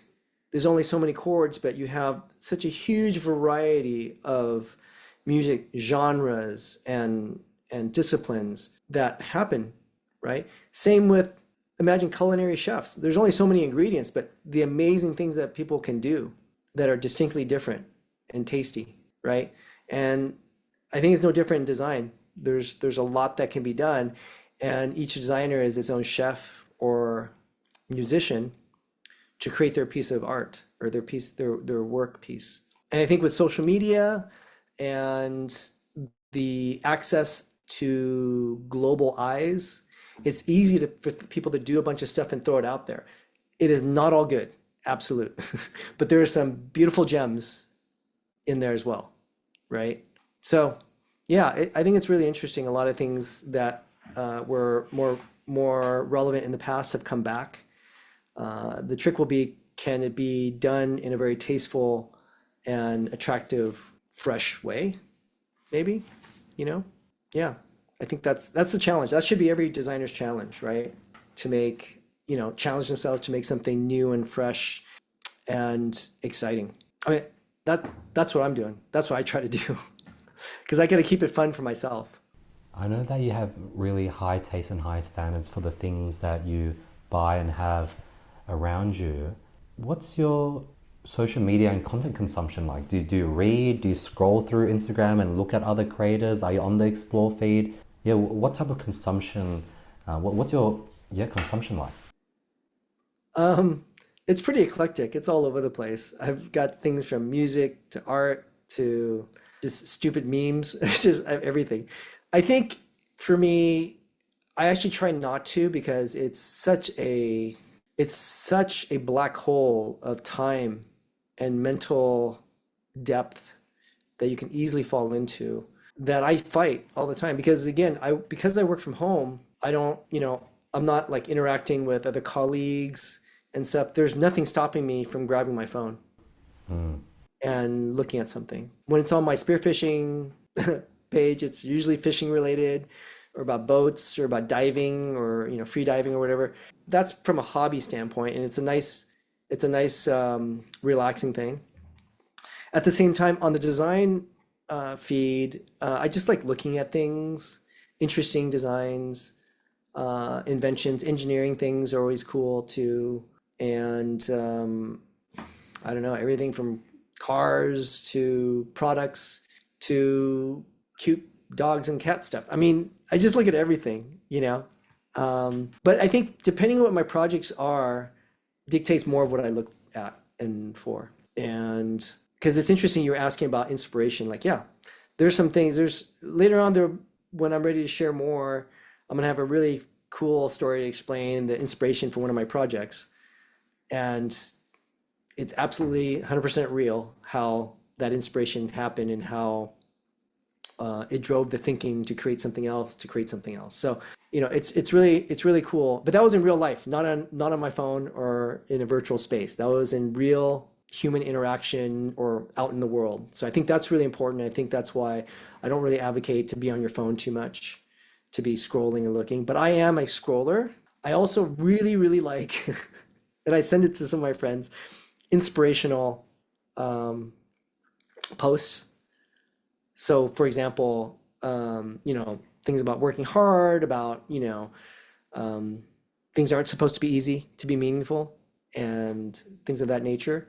I really love those because I truly, truly, as corny as it sounds, I truly believe in all that stuff. You know, there was one that sticks out in mind that got me to get off my butt, which I think is interesting. I think because for the longest time, I'm doing my consulting work and I'm having fun spearfishing and my family and everything else and taking it easy, definitely not working that hard. And I saw this Instagram post, the simplest, like all black with a single line of text and a very respectable voice saying, success is your responsibility. That's it. There's nothing more than that. When I read that, Andy, I literally said, ah, shit. Because when I read it, I acknowledged that, okay, I'm not trying to be that successful. In fact, I'm not trying that hard. It's a little too easy.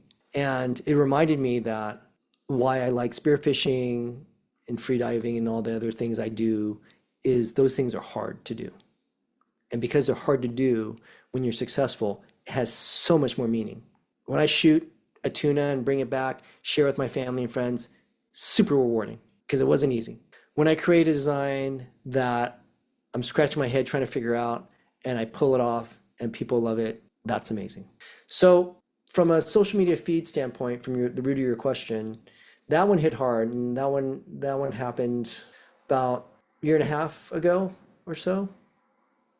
And it made me realize that while I am still of solid mind and body, I need to work harder. I need to use more of my intellect and create more success while I'm at least mentally able to and physically able to. Because at some point, your capabilities decline, right? It just will, whether I wanted to or not. So that convinced me to work harder and know that I still have some great ideas and great things to accomplish, that I better get off my lazy butt and start, because usually doing amazing things don't happen overnight. It takes time and energy and effort. So that's why I really like, these motivational things, because they help give myself energy when I'm at home and I could sit there and pet my dog or be on my phone or, work out in my backyard, or, oh, let's just go walk the beach. Those are easy and those are always there, but working hard to achieve something is a good endeavor, and it's hard and it's tiring and you need energy to do that. And I don't want to do that. Just like I try to work out almost every day. I don't ever want to work out, but I make myself work out because it's good for me. It's just good for me. And there's a sense of accomplishment. Same thing. So that's one of the things I like to look at, inspirational posts, about, working hard and everything else. Talking about your consultancy, when you first went into that 5 years ago, Peter, how did you figure out how to get clients, how to go about pricing, monthly retainer, one-time jobs? Like being in the corporate space for 25 years, how did you figure out how to be your own business person? Yeah, great question. A lot of trial and error, asking questions. So there are different ways of, let's say, calculating your rate. Sometimes there's a mathematical formula. So for example, if you were to take your highest annual salary, divide that in terms of hours of work, let's say in a normal 40-hour week, and then you multiply it maybe times 3 or times 4. You can get some generic numbers. But then there's also, I think, from experience or your gut feeling of, well, it boils down to supply and demand, right? There is not that huge of a supply of people like me that have the knowledge that I have working at a globally dominant brand doing certain things. So the supply is not that much, right? Therefore, the demand, is there a huge demand for it? Maybe, maybe not, right? But there's a demand. I haven't gotten it all figured out, Andy. I told you, I don't even advertise, right? But I will say that my social media has probably gotten me some work, some podcasts and interviews and articles and things like that. And some of the other things I participated in, I think have helped with other things. So I think there's maybe a slow kind of snowball effect that happens. And as well as, I like to share information. I used to teach for my design school, and so I still enjoy sharing knowledge and teaching. And I think people appreciate that. They'll ask me questions and I do my best to answer. Sometimes I get inundated with a lot of questions. I can't get to everyone's thing, and I also have a life to live. So that part gets a little challenging at times. So there's that. And then there's also, I've varied experience. You were asking about royalties and things like that. In different industries, royalties are more prevalent than others.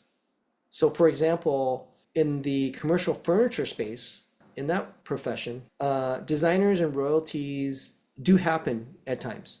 It's more typically design houses or design firms make a royalty on some of their designs that they sell to a manufacturer.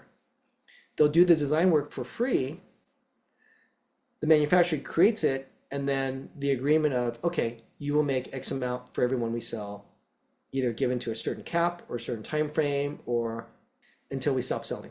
So in that scenario, that exists, but that's been that way in that industry. It hasn't been that way necessarily in eyewear, right?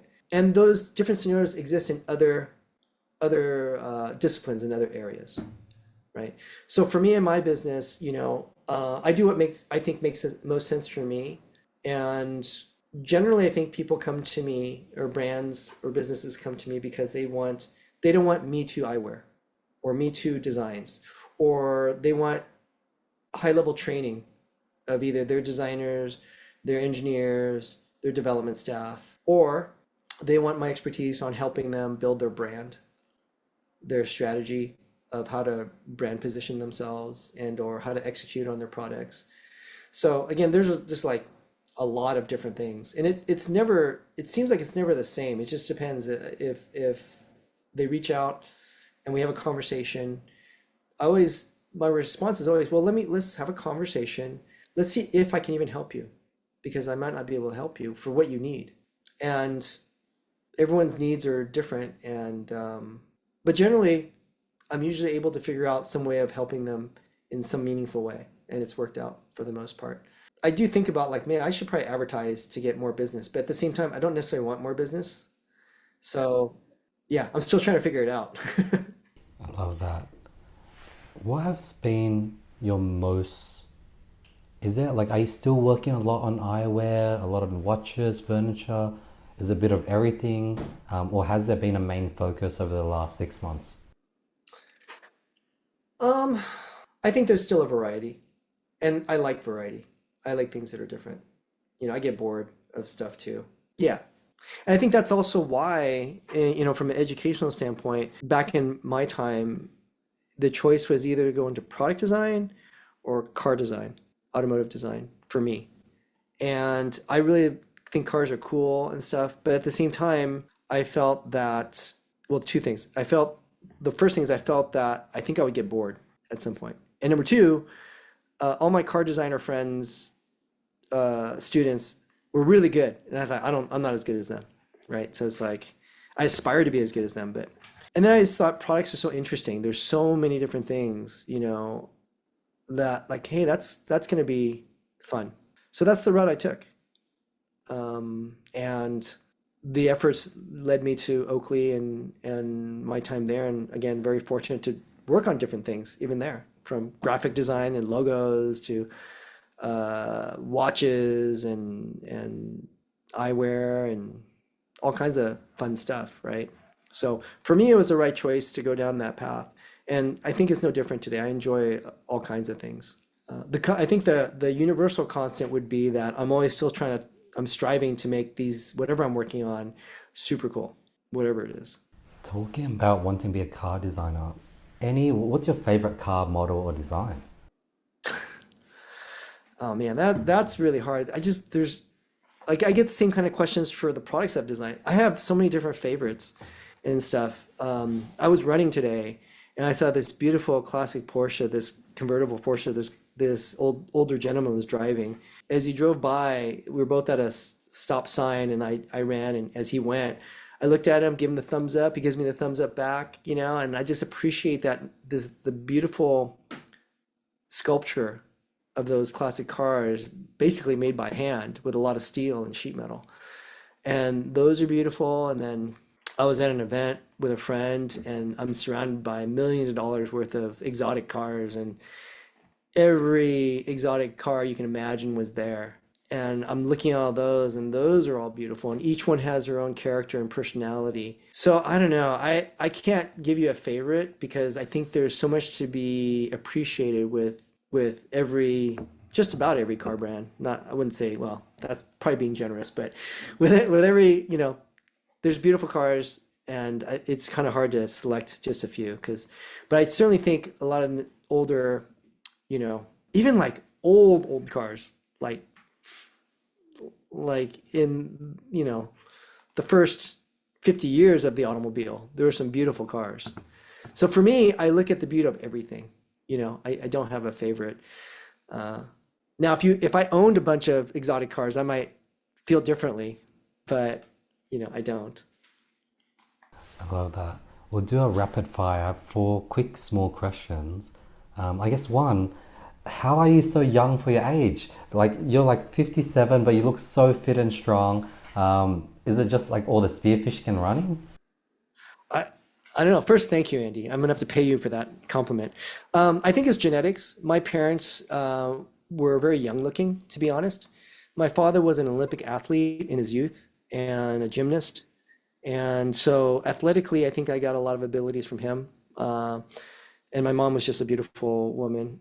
I think also I live a pretty active lifestyle like my father did, and I eat pretty relatively healthy, still love a pizza from time to time. But my wife cooks healthy and we both eat pretty healthy, 80-20, 80% of the time we eat pretty healthy. So I think that's it. I mean, there's no big secret. It's diet, exercise. I do calisthenics, I run, I swim, I dive. I don't really drink much anymore. So yeah, just living a generically healthy lifestyle, I suppose. And again, having good genes. I love that. As a father, are you judging or critiquing what your kids wear? If they're buying a random Labubu, that's a trend.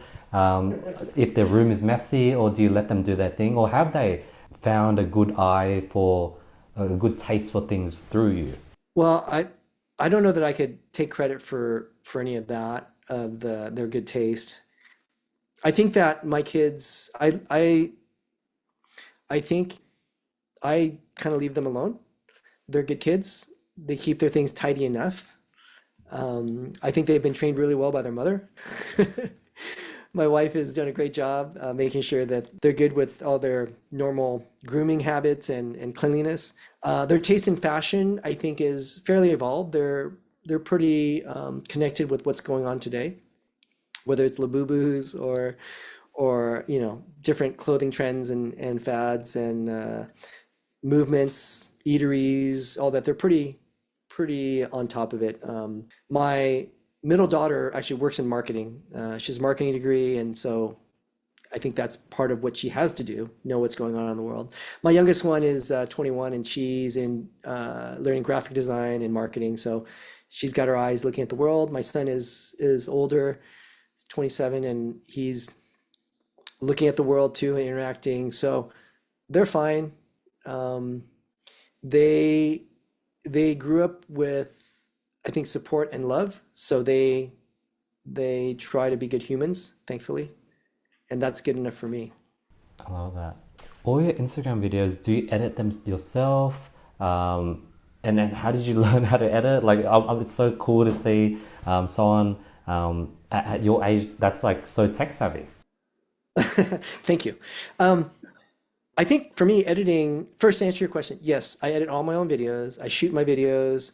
I think I've always liked editing. It was just a fun hobby to do. And to be, as I said before, I like to spearfish. I actually started videoing when I started spearfishing like 14, 15 years ago. So I have my first fish I ever spearfished on video, and it's a small little fish, right? But and I video as much as I can the content, and I edit it, and I try to make it fun and interesting for me and for my viewers on the spearfishing side. For my design Instagram, it's pretty straightforward editing. A lot of times on my videos, I'm just talking straight through. What I'm doing now is I'll talk probably more and just edit out if it's too long or too much or not relevant. Before I would actually, Andy, I would actually, sometimes I would take like 5 different takes because I'm trying to nail it front to back so that it's just smooth and it's just a flow of thought. That's hard to do. So now I was like, okay, I don't really want to spend that much time. I just talk. And sometimes I nail it on the first one, and sometimes I'm like, oh, I don't really like how that flowed. Let me do another one and say a little bit more, and then I can take things out.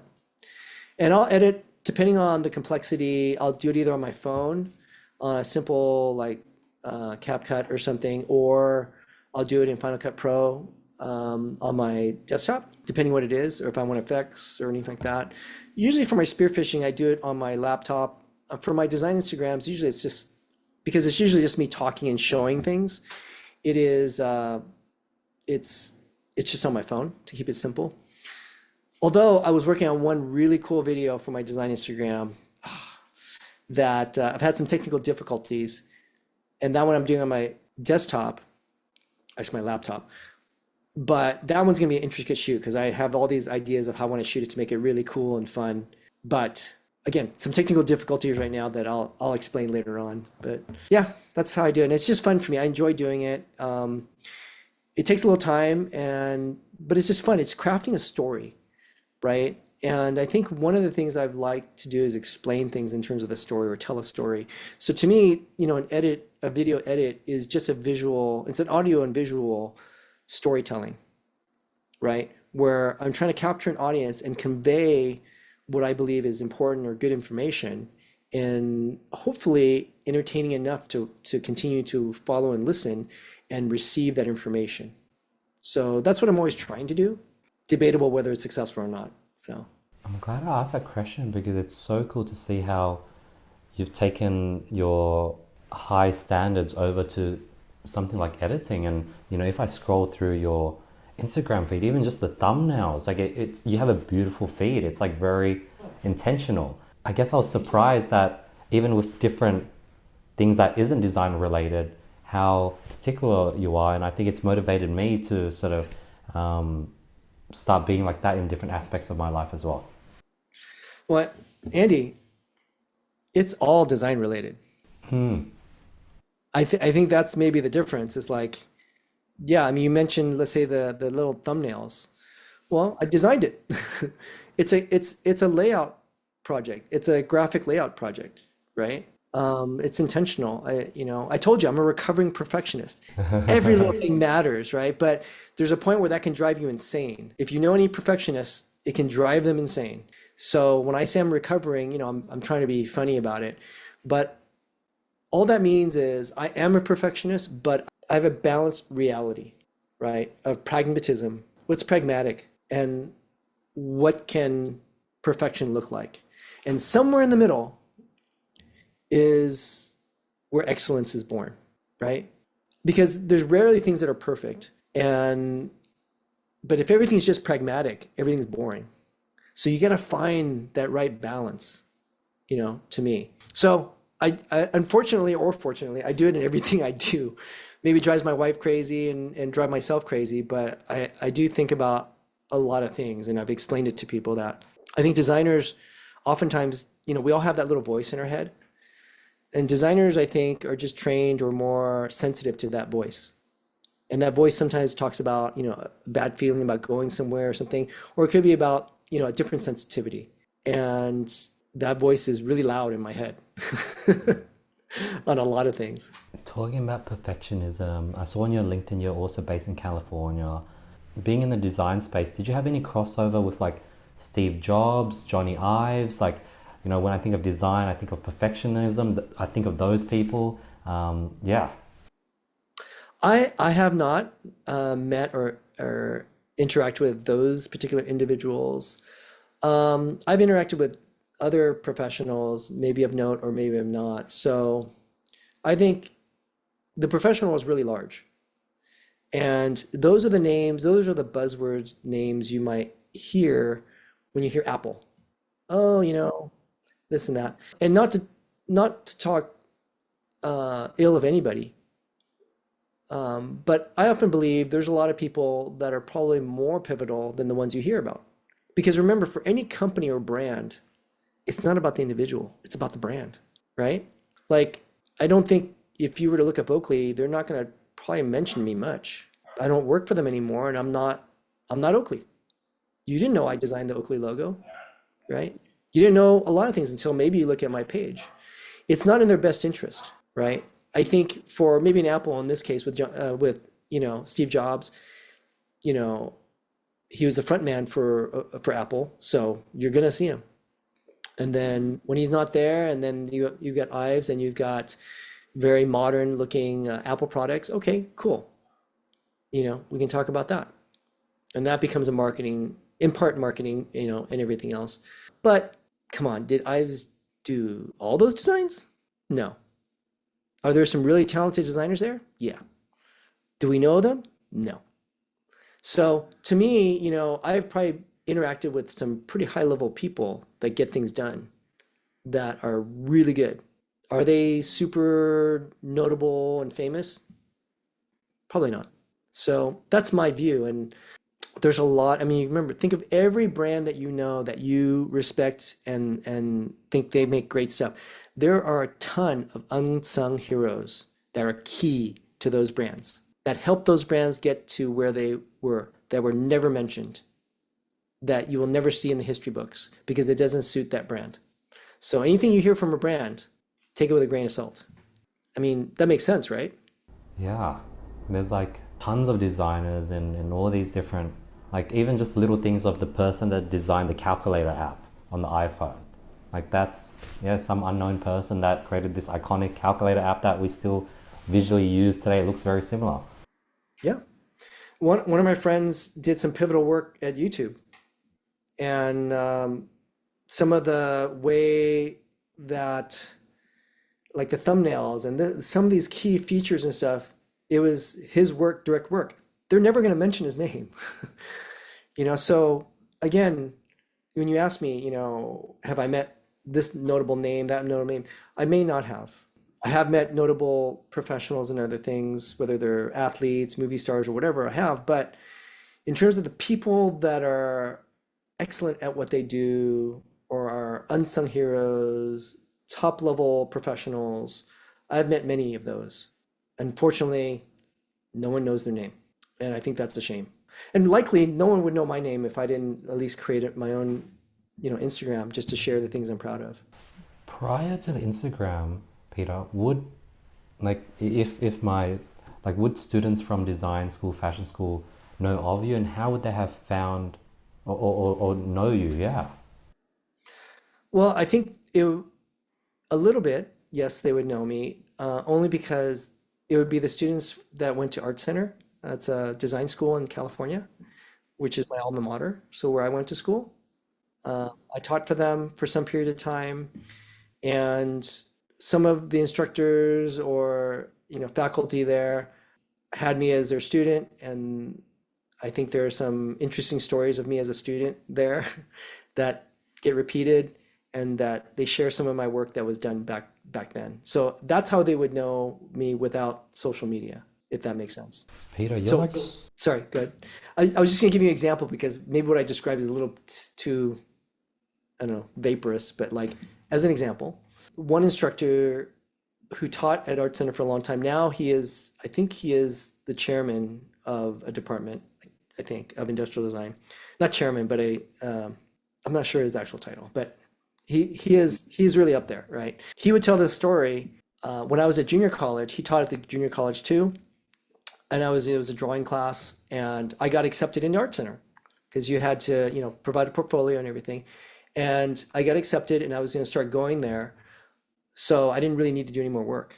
And he still made me do the assignment and told me to my face that if I didn't do the assignment, he was going to give me an F and I would fail the class. Mind you, I had the best grades in the class. I did good work, and but I was going to start Art Center and I didn't have time. And I figured in my head, like, okay, well, I got 48 hours to do this. So I said, all right.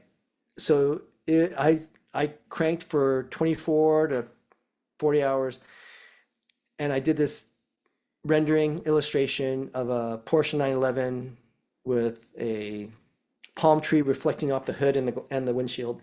I submitted. I even did a logo on there, and got an A and everything. And to this day, someone sent me that picture who was an instructor too, that said he remembered that instructor showing him when he was a student many years later, right? So that's how, my name keeps coming up from the past. And I'll have to find that drawing to show you. I don't have it queued up or anything. But things like that. There were little stories like that that would be perpetuated. And they would, your instructors would take those samples and show their students because they want that level of work. So I created a reputation for myself for being that aggro, that and Andy, for me it was out of spite. It was well, fuck you. Not only am I going to do your assignment, I'm going to do your assignment better than anybody in your class. And years later we laughed about it. I told him exactly what I just said to you now. He laughed and he did say it was good work. I said, yeah, but man, I was so pissed doing it the whole time, but it was still good work. So that's an example.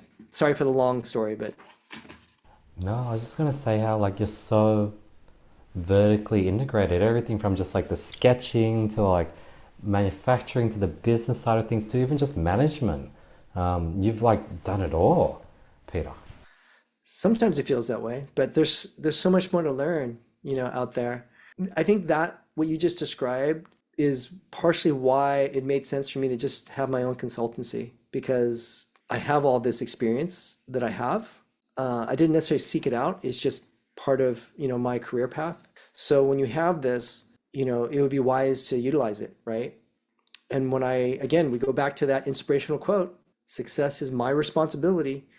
I need to take all this and be more responsible and try to create more success. And to me, that means doing it with integrity. and providing the best I can do, with the caveat of trying not to kill myself in the process. Yeah, that was something I wrote down. When you saw that quote 1.5 years ago, 1.5 years ago, what changed? Did you just end up working more? Did you end up just taking on those projects you procrastinated on? Did you start seeking out work? That's a good question. I don't know if I can answer that. I started working on my own projects. You asked me earlier, are there some things I want to do? And that's what I started doing. So between client work, if I wasn't too busy, I would work on my projects. And remember what I said, I like doing things that are hard, that are challenging. So to make it interesting for myself. So that's kind of what I've been doing. Versus if I just want to design something and have it out right away, I can do that. But that's not enough for me. So, we are usually our own worst critics. So it's hard when you're doing something for yourself too. I'm hoping one day I'll be able to share what I'm doing because I think it's pretty cool. You don't have to share if you can't, but are you working on a few different things? Is it one thing? Is it in a specific industry like eyewear or watches or nothing? Can't reveal. Well, the the prudent side of me would say that I'm not going to talk about it. I think that my mental perspective is that the people that know who I am, if they believe I came up with a design, if I had something for the world, I think there's a certain expectation level that they would have. And do you remember, Andy, what I said my target has always been in terms of expectations? You always have super high expectations. You want to create something that you personally love. You want to strive for the best. Sure. Very good. You get an A. But the short answer is I'm always looking to exceed expectations. So if I believe that there are people that would love some designs from me, I want to exceed their expectation, which is not easy, which is a really good puzzle to work on, right? I love that. So that's what I do when I'm not working on client stuff or spearfishing or hanging out with my wife and my dog or my kids. Perfect. We'll switch over to the another segment of the three items I've thrifted. I got two Okay. sunglasses. I got one watch. Okay. It was just me randomly thrifted. I think the sunnies Okay. were. I'll go over the price of each. I definitely want to get your opinion because I really do respect your taste. But at the same time, I'm going to be very open to feedback to get roasted because I want to better my taste in things. We'll start with a sunglass. So this is something I bought. I think it was $35. I just saw it. I put it on my face. And I was like, wow, this fits really cool. I don't know what brand it is, but this is sort of what it looks like on me. Um, Okay. this is piece number one. Okay. It's sort of Nice. like a narrow sort of fit. It's thicker on the sides. Um, Can you put it up closer to the camera, this part here? Okay, okay. All right. Gotcha. Gotcha. so I don't know if And we want to then go through all three pieces first or do we want to go one by one? that's up to you. Let's do That's one up by to you. one. Thoughts on Okay. this piece? No, I think that's nice. That looks like a particular brand, and I can't remember what it is, but I do like that it has a combination of the black plastic and the metal deco piece on the side. And it looks like it may be acetate. I see some grooves on the inside of the stem, which is a nice detail. So on the inside, you've got grooves, right? On the inside of it, yep. So that's kind of a nice detail. And yeah, I think they're fine. They're the aesthetic is very kind of blocky, Mm-hmm. right? Very serious, very blocky. Now, I will say, as an Asian wearing sunglasses, one of the challenges we have oftentimes is our eyebrows extend past the sunglasses. And on Caucasian people, less of that happens. So generally, it would look a little better if your eyebrows, if that gap, not quite that much, because now it's going up there, but just a little bit. So I feel for your head, you can make this work. They look just a little narrow to me aesthetically, but they're nice. They're very clean. Definitely masculine too. Okay, piece number one. we're gonna jump it over to the watch. So this is a watch. I think I saw it for $35. I don't really know the brand. It's called Nixon. But this is what it looks like. Yep. Yeah. So Nixon, I'm fairly familiar with that brand. They make nice stuff. That's not too expensive. I'm not sure what the US dollar to Australian dollar is in conversion. So it doesn't sound too expensive, but it has a very nice, to me, it has a very nice kind of retro feel. Yeah. And I do like that the square face is slightly curved. Mm. That's a very nice touch because it has a soft, it feels like a nice sculpture that holds up with like your cuff, right? Your cuff is straight, on your, so you can wear that as a business watch, a kind of a fashionable business watch, and or just casually, right? Yeah, nice and clean. I feel like I'm getting a sense of your style, very modern and clean. And then this third one, I recently picked it up. I think it was a watch, a sunglass for $35. I think it's the same brand. Maybe it is the same brand. I'm not too sure. Probably is. I think so. So I guess this Yeah. is the name of the brand. It's called Abbey, maybe. So I Abbott? guess, uh, Is it AB, what is it? Abbey. Oh, yeah, maybe. Yeah, Abby. Okay. Let's see. Oh, nice. Okay.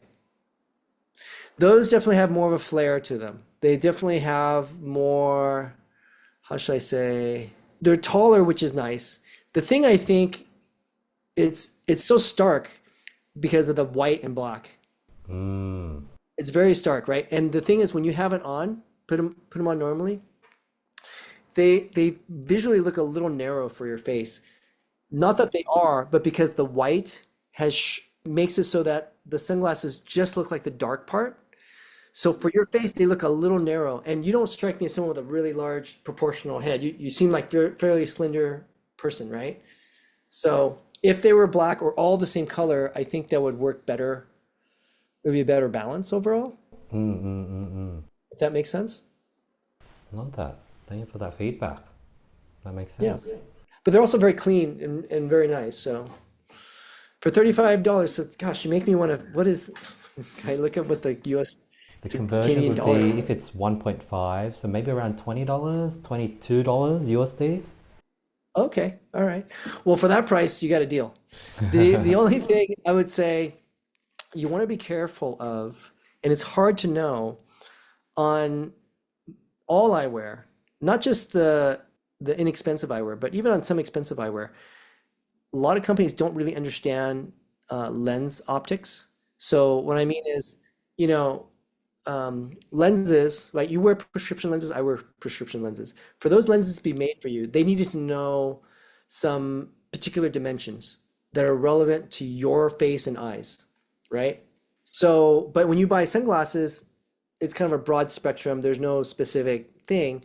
And if those frames are made cheaply, then the left and right lens orbitals may not be exactly in the same place or where they need to be, as well as the wrap and configuration of the lens and how you cut the lens. So there's a lot of variables that go into making proper eyewear, and it's less likely that it was made properly when it's not very expensive.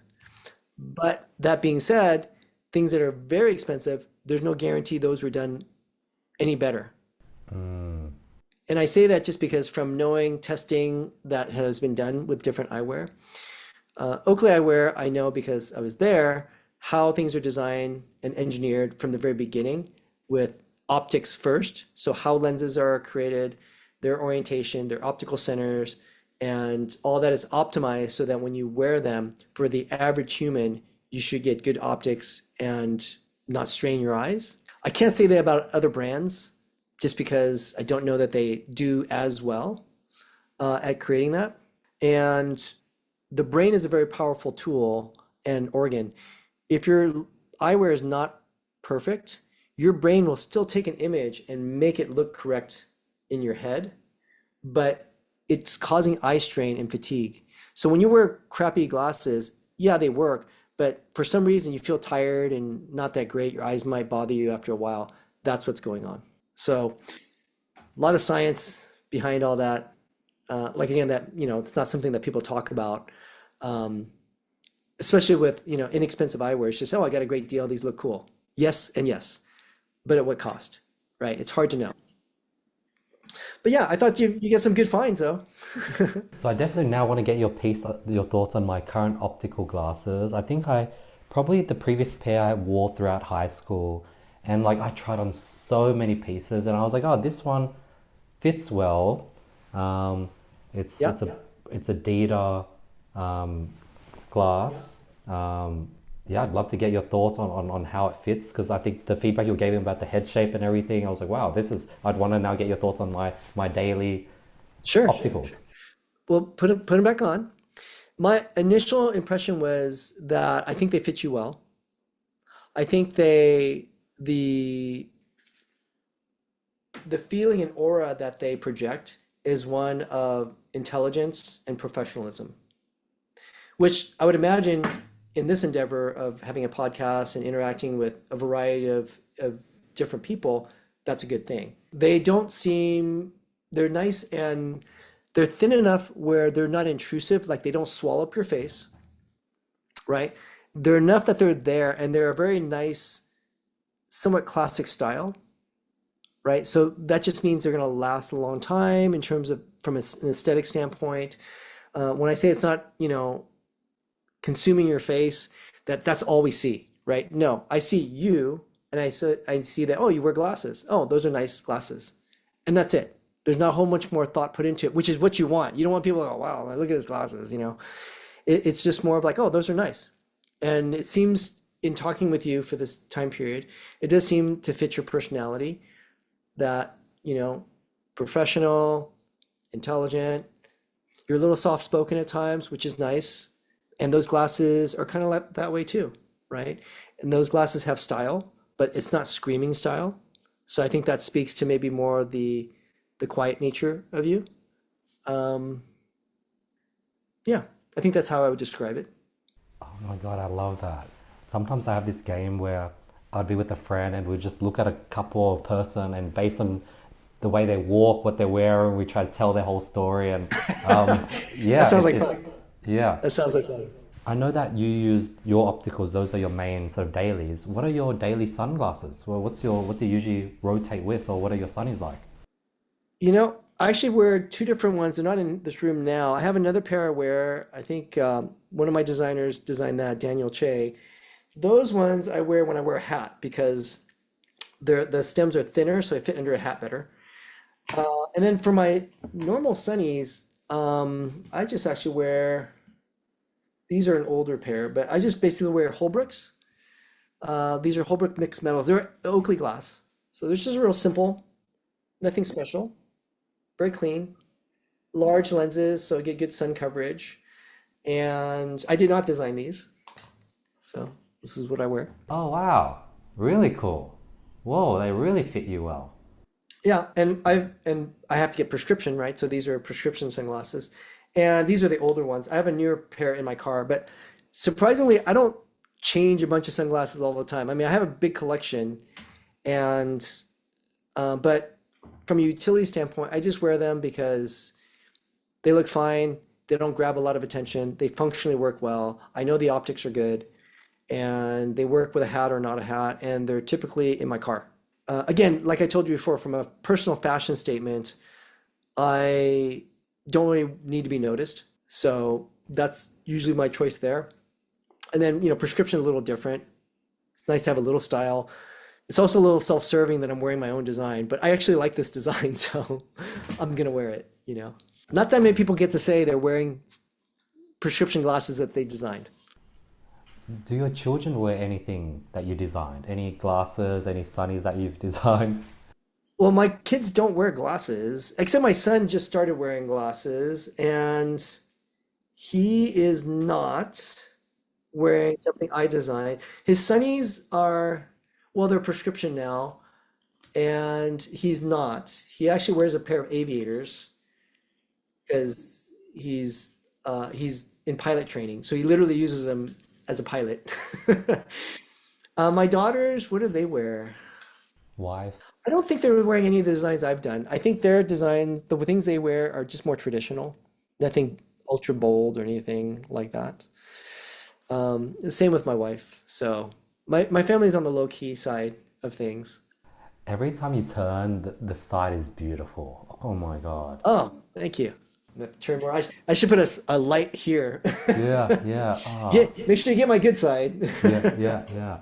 Yeah, Peter, no, no. I was just saying that I think thank you for the compliment. They're nice, and it's a nice design, and maybe that's why they're still one of Oakley's best sellers. So it's a good accolade from that standpoint.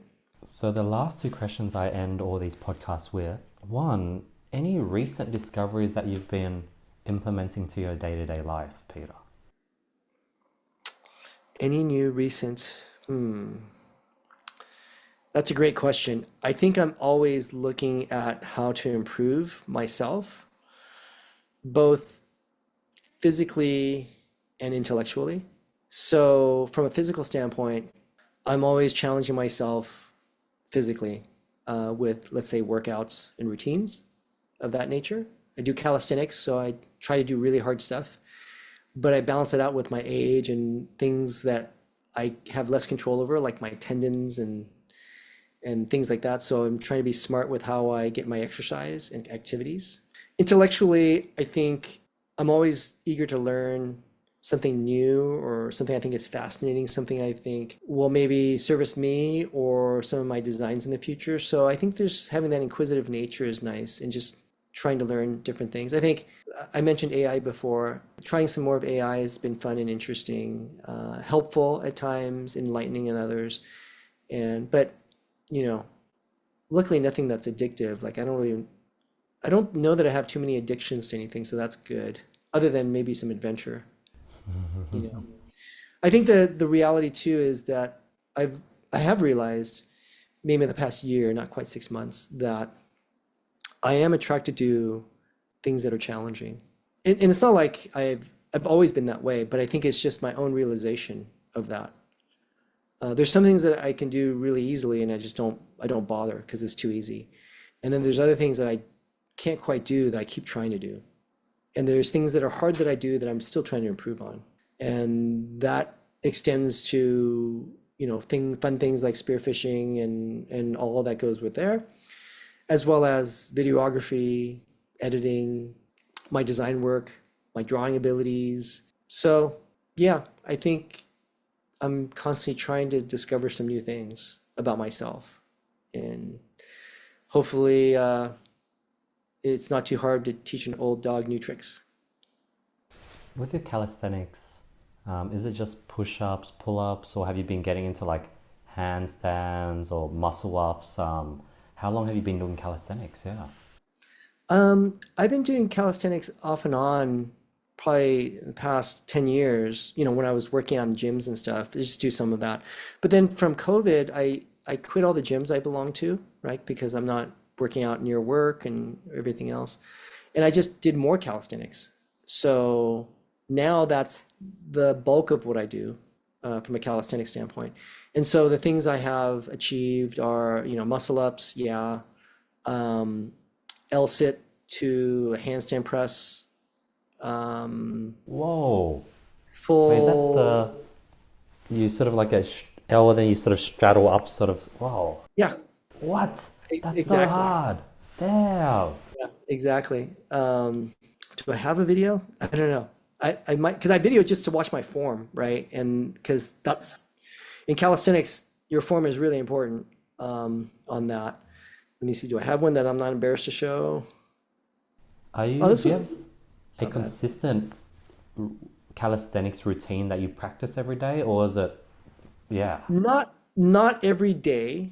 I do, what do I do? I rotate the calisthenics I do, but there are certain ones that I attempt to do so that I can maintain them. So for example, the one I just described, L sit to a handstand press, to a sustained handstand press, I keep doing it now, trying to get better and better at it because I'm so afraid it took me so long to get to it. I'm so afraid not to be able to do it that I keep trying.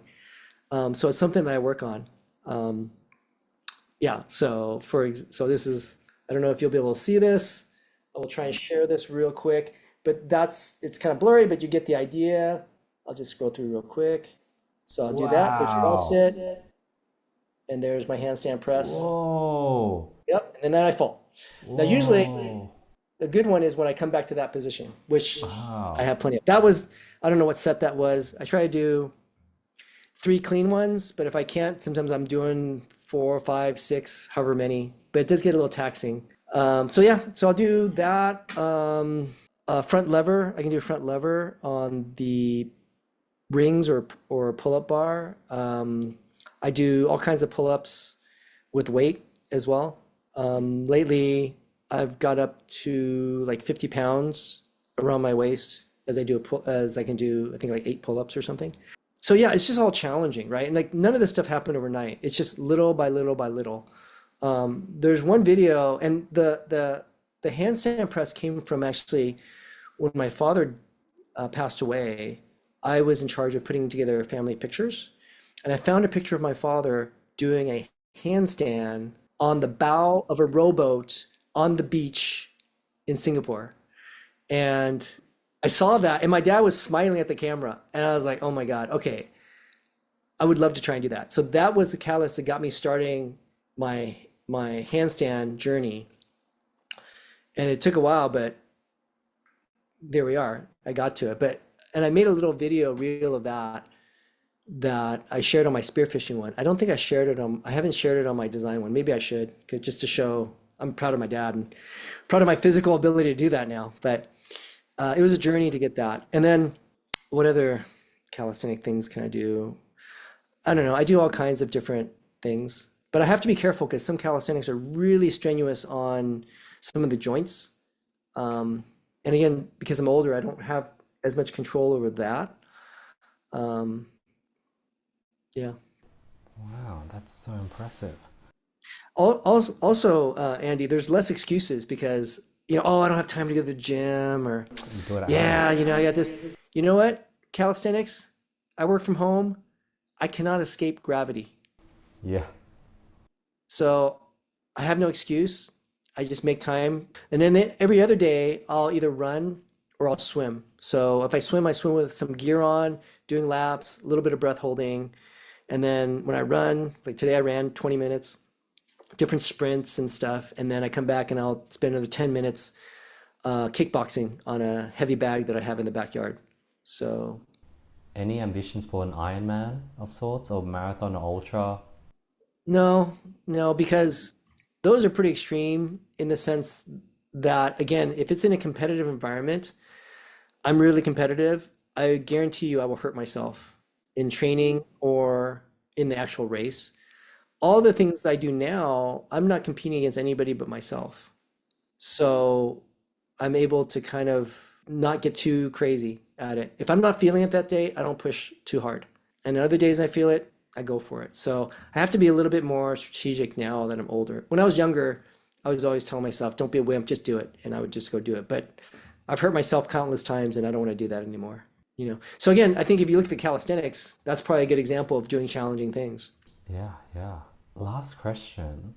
Any personal goals or focus for the next 6 months that isn't work related? Yeah. Any personal goals for the next 6 months that are not work related? Yeah, probably, which is also something I should always be working on, is try to be a better husband, better dad, better friend to everyone around me. Love that. And is that just by being more present, being more responsive, doing more outreach, bit of everything? Yeah. Yeah, I think, the things you mentioned certainly would be part of it. Be mindful of everybody else, you know. We are all so fixated on ourselves that it's easy to forget. And I've always tried to be thankful, very thankful to my wife for all that she's done and continue to do. I'm grateful for my kids for all that they try to do, and my friends that have helped me, and the support I get everywhere from not just friends but like strangers trying to, even though it's kind of work related, I guess, but just the support I get on my social media for let's say the designs. So if we take that out, all the support I get from my spearfishing and the appreciation I get for what I share and knowledge there is cool. But yeah, just, I don't know. I think for everybody, we should all be trying to be better human beings, I think. That's the constant journey. Try to be a better human being. It's not always easy. Peter, how can people get more of you? More of me? Well, follow my Instagram. That's a great way.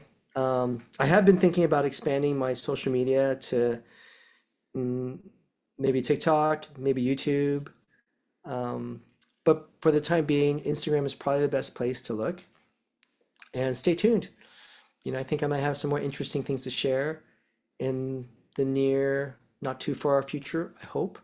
And podcasts like yours. Peter, thank you so much for your time today. I learned, I wrote down so many questions Oh and my we gosh. knocked through them all. I love how passionate you are, how authentic you are, how open you are. Even little things, talking about how you're so self-aware that yes, you do have an ego, but ABC. So you're so, but then it doesn't come off. I don't feel it in that sense. So you're so authentic and open, and I think it's just so inspirational because it makes you so relatable. So thank you for your time today. Thank you very much. Those are kind words, and I think I was very lucky. I was what my kids say is I was brought up right. So I think my parents did a good job, and I'm surrounded by really good examples of good humans. So it makes it a little easier, I suppose. Great questions. It was a great interaction. I hope I didn't bore you with some of my lengthy answers. My goodness. I felt like I was just talking, but hopefully it illustrated the answers well. Thank you, Peter. Guys, if you've made it this far, hopefully you guys got a ton of value. Please let me know your thoughts, and I'll see you guys next week on another episode of the podcast. Peace.